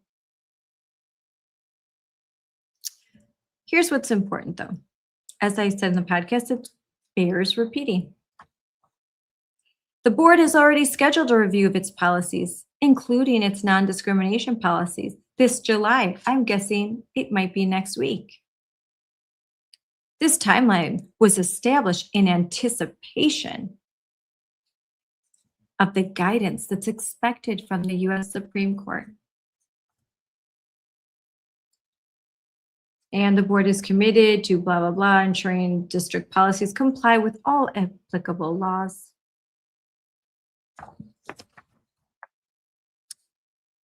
Lastly, as you are aware, the Department of Education, Office of Civil Rights, has opened a Title IX investigation into this matter. They will conduct their investigation and will either uphold the original decision that there was no Title IX violation. Chances of that are 0. Or may rule otherwise. I'm betting on ruling otherwise. I'm betting that Assistant Attorney General Harmeet Dillon isn't going to give you all a thumbs up. The Board of Education, along with the administration, will fully cooperate with the investigation of the Office of Civil Rights.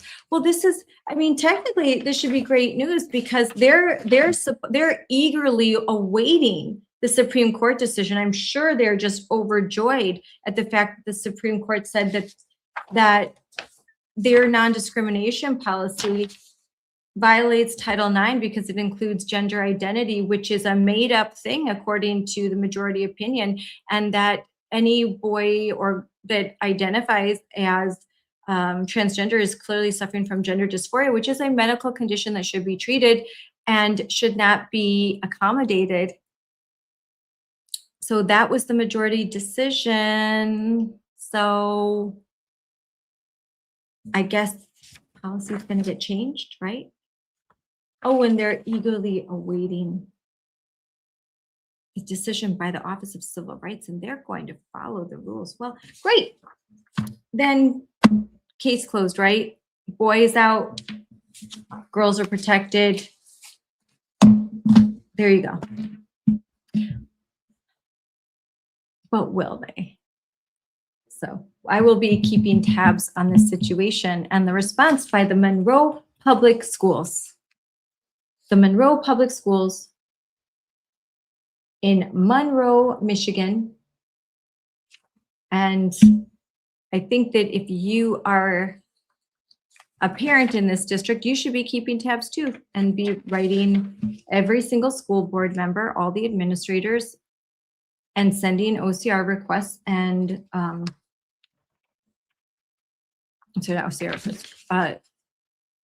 sending requests, asking for more information, making sure that you're following the OCR investigation. And you know what? There's an organization for you to join that Sean set up. Join it. He seems like a guy that's pretty easy to find. Find him. Support his work. Join it. And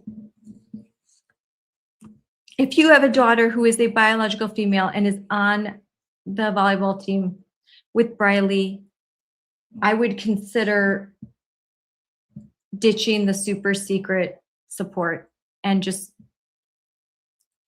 being brave and give your support. Now, if you don't, if you think a dude if you want to play against dudes, then join a co-ed team.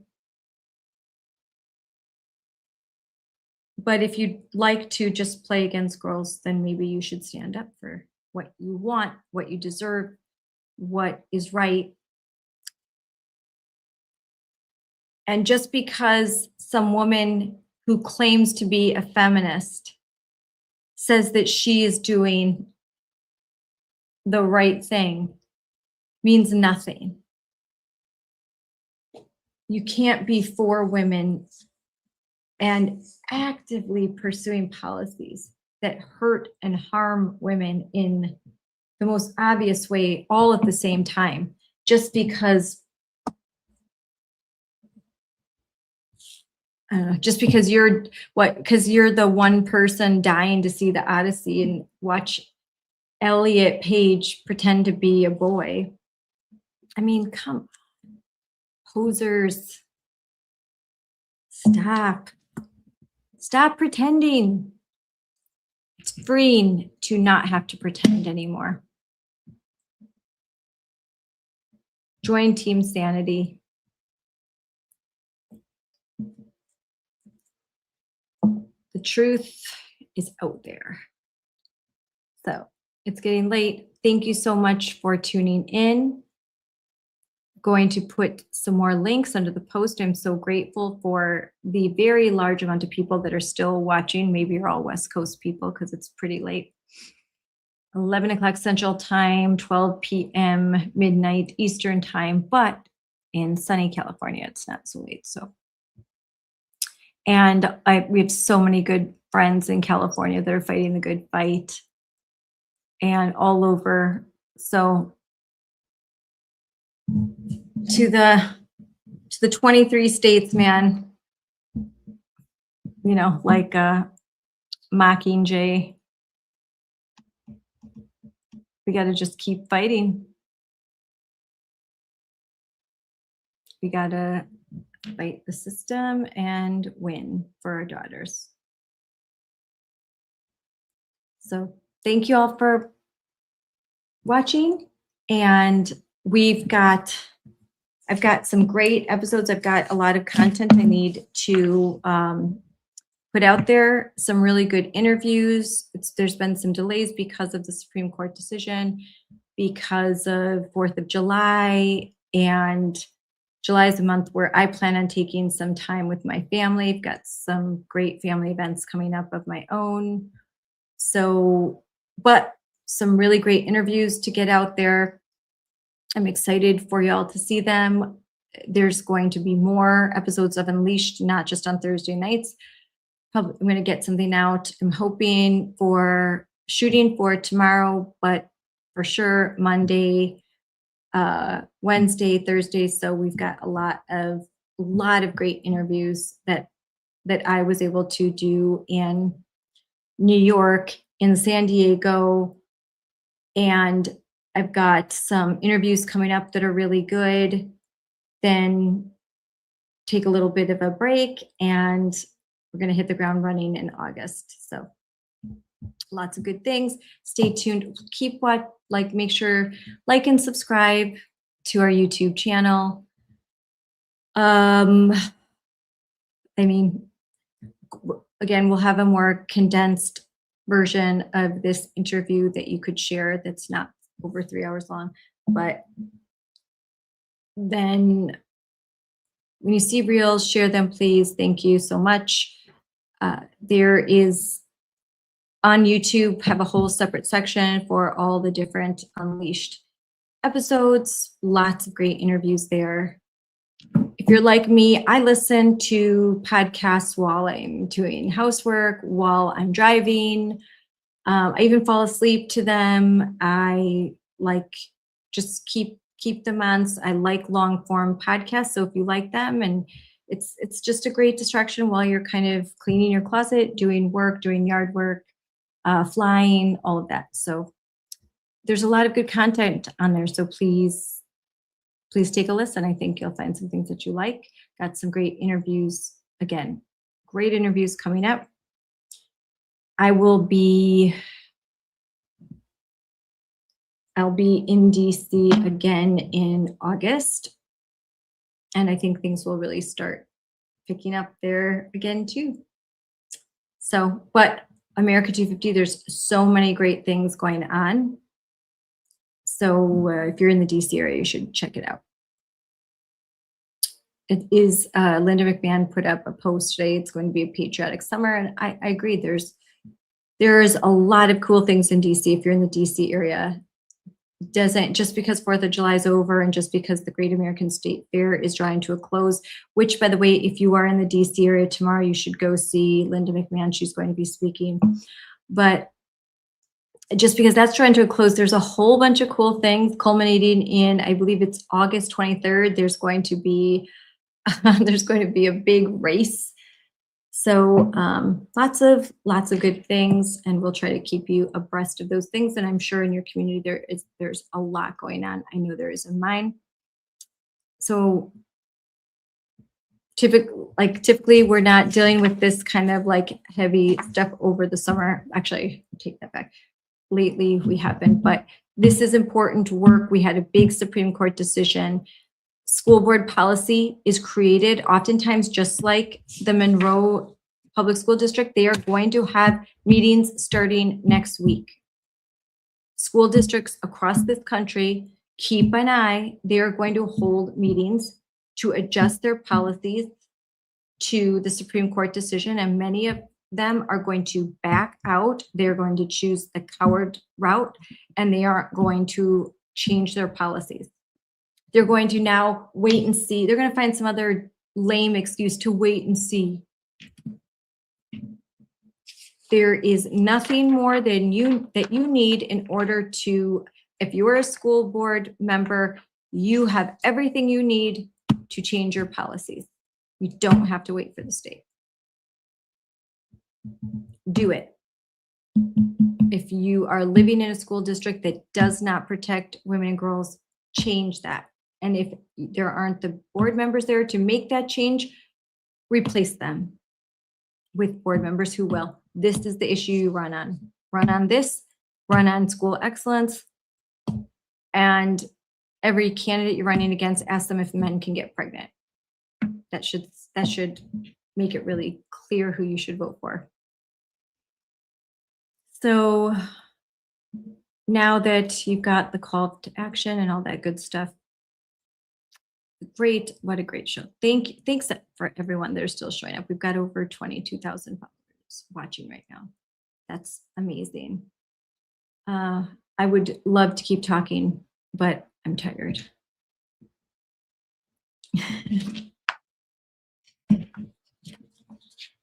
And I have a new background. If you can see, we painted a wall. I'm still working on it. There's going to be, I'm making, like in this room, there's going to be different areas, different kinds of recordings, more reels. This is the long form live stream. Going to be doing some different things. And it's been fun. And yesterday I was able to attend an event with JD Vance. Talked about waste, fraud, and corruption. It was a very good event. I got to talk to a lot of great people. And it was really great. It's really nice. There was a lot of very nice people that said very nice things. And I was very appreciative of that. And it's always great to hear from our vice president, and Dr. Oz was there. I have some more things to post on my own social media at Scarlet for Kids. So check that out. Some good pictures from the event. I've got a lot of content, and not enough help, but there's still, if you want to learn more about the Supreme Court decision, my last two podcasts, one with the lawyers at the Wisconsin Institute for Law and Liberty, Corey Brewer and Dan Lennington, very instructive, even though they are a Wisconsin-based firm. They do national work. They've argued before the Supreme Court. And pretty much most of that conversation was not specific to Wisconsin. Maybe at the end, we talked about the SCOTUS decision as a whole. And then Kim Herman from Southeastern Legal Foundation had a really good hot take conversation with her. We talked right at the same day, both these conversations, we had them right after the Supreme Court ruling. So it was great. I think there's going to be some more detail. And the Wisconsin Institute for Law and Liberty just hosted another seminar in another organizational seminar about Title IX. I'm going to be listening to that. They have posted links on their X page, I believe, Alliance Defending Freedom. They have a YouTube video where they're going through explaining this decision. We, Moms for Liberty, we plan on collaborating with M4LU, Moms for Liberty University, and we're going to have in August a whole series of different webinars and explainers about what Title IX is. Again, we're going to do some refreshers, how you can influence board policy, how to do good open records requests, what to look for, what to say, and then what does the Supreme Court decision mean? What does it mean for you? All that good stuff. So we're going to have a lot of webinars and seminars about that. Culminated in, I get to announce, in Wisconsin, we're going to have a Moms for Liberty town hall on September 21st. And we're going to focus on Title IX, on the Supreme Court decision, and the importance of getting out to vote in November, because this decision is very much, it's important. It's indicative of what we're up against. Like President J.D. Vance said yesterday, this isn't red versus blue. This is normal versus crazy. This is really literal self-identified communists that are running around with a trans flag in one hand and communist fist in the other. I mean, so just to imagine that these are just your friendly neighborhood socialists is not wise. We're very, they have a guerrilla style grassroots organization that's very effective, and they are really, I mean, I think a lot of Democrats don't even they don't even know what they're up against. They think that they can pacify. They created this monster, and they think they can still control it. And they can't. So we can't get discouraged and black-pilled, especially as there's, I don't even want to talk about all the things, like all the various methods at which we are being drawn into believing that we're hopeless and there's nothing that we can do. So don't believe that, because there are too many girls out there that have put all on the line and need you to have their back. And boys too, okay? Like, there are plenty of cases out there where there are girls pretending to be boys, and they're making boys uncomfortable too. All this stuff affects boys as well. It's not fair to say and to think that this is just something that's affecting girls. It's affecting boys. And it's important, you know, like with Elliot Page, you know, pretending that you're a boy, taking a role as some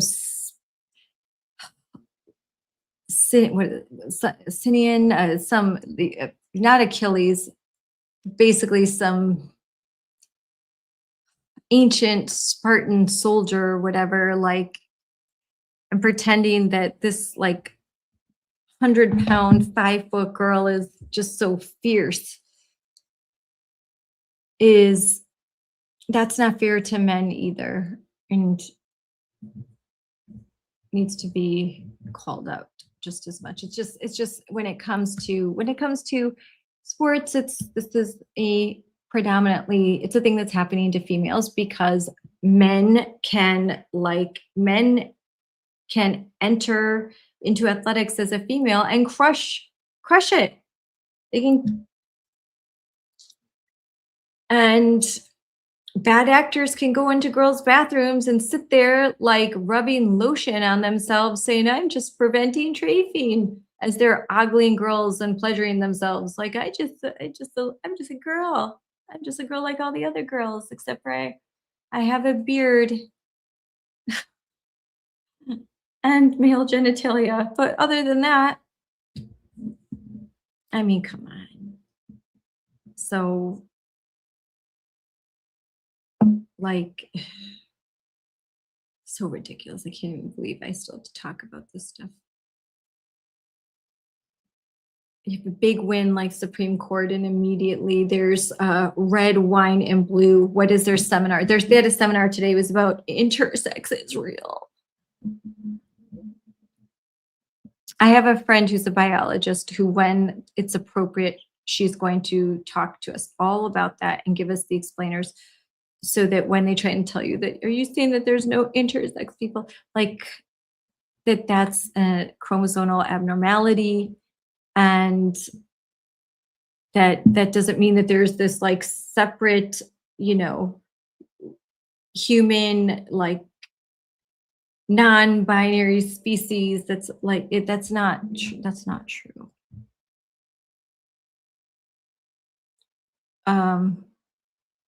So she has, like, I talked with her, she had some really good things to say. She's the scientist, not me, so I'll let her say them. But yeah, I mean, and Gays Against Groomers was right, because you see they're trying to erase gay, lesbian, and bisexual. J.K. Rowling posted the story about that, like, and she said, "See, I told you so." So, like, when you go to a pride parade and now it's nothing but furries with like trans flags. I mean, come on. They've just hijacked your movement. Wake up, don't go along with it. It's weird and everyone knows it. So it's okay. It's okay. It's okay to say something's weird. Like when it really is. You don't have to be shy or I just experienced this where I caught I caught somebody say they. I'm like, no, you're right the first time. He. We're not going to, not they, he, it's a boy. You don't have to go out of your way to be cruel, but you certainly do not need to catch yourself and correct your language so as not to, there with no one around, but just like, oh, I can't, like, that's controlling speech that in your head, like, oh wait, I said they, he, like, no, what? I'm going to judge you? Like, come on, say it, say the truth. And it took me a while to coax this person to say the truth. Like, it's okay. You can say the truth. Like, I don't know. Yes, say the truth. Say it's okay. You're in a safe space, but you need to stop. You don't correct yourself when you say the truth so that you can lie and make someone feel better. Just say the truth. There's a difference between saying, I think your dress is ugly. You don't have to say that. No one's making you say something that's hurtful, and you shouldn't go out of your way to hurt anybody. But if you see an obvious male who has lipstick on and they say, I'm a girl, you just, no, you're not. No. So it's okay. It's okay to say the truth. It's okay to stand for truth. And it's okay to tell Monroe Public Schools to take their policy and put it somewhere that isn't in the books. So, all right, everyone. Thank you for watching. Thank you to the nearly 24,000 people watching live. Greatly appreciate it. Please follow us on X.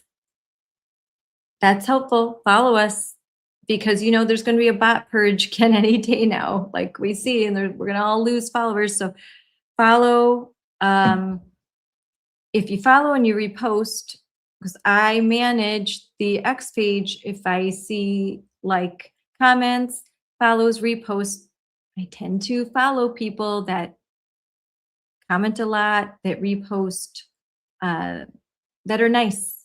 So do that. And you might get a follow back. And you could follow me at Scarlet4Kids. If you have a kid that is going through something like Briley, DM the Moms for Liberty. I check those. There's some other people. I check the DMs. I'll check my own DMs. I check my own DMs less often, but I check the Moms for Liberty DMs. So make sure you do that. Comment, engage on the YouTube page, except for you haters, all you weirdos that say all the really dumb things that you do. You can go ahead and stay quiet. Facebook, follow us on Facebook, Instagram. We even have a TikTok account. I post on that. A little less often. It's been very busy, but we do. And so Briley just opened a Facebook account. You're going to be seeing some reels from her. Watch for that and follow her because let's show some support for these kids. Come on. And follow Sean. Check out what he has to do, especially if you're in Michigan. And make sure that you are tagging and say, hey, Department of Education, we'd love to see some enforcement action in this case. Harmeet, hey, Office of Civil Rights, we support enforcement action. If you live in Michigan, let's go. 3 school districts, let's see what happens when you mess around and you find out. Got to have some enforcement action here. We can't just have investigations. There's got to be consequences. Let's get to that consequence part, because that's the part where we're going to see some changes, and that's what we need to see. It is not a difficult thing to rid yourself of a nonsensical non-discrimination policy. In return, you get to keep 10% of your budget, which is supplied by the federal government. If you choose not to follow federal law and you want to forego your federal funds, don't blame President Trump. Blame yourself. Don't blame Republicans. Blame yourself. It's not hard. You just have to remove gender identity. Your lives will get much easier. You won't have to deal with the nonsense anymore. And that is not denying anyone playing time, because the boys get to still play on the boys' team, or they could join a rec team, or they could create their own team. I don't care. They just don't get to be on the female teams. It's really that easy. So have a good night, everyone. And enjoy a lovely weekend. We are about to have a really lovely one. And just stay tuned. There's always more sassafras for coming from me. I'm especially sassy tonight. I'm feeling a little perturbed about all the little girls that are fighting for adults and adults doing nothing. That bothers me.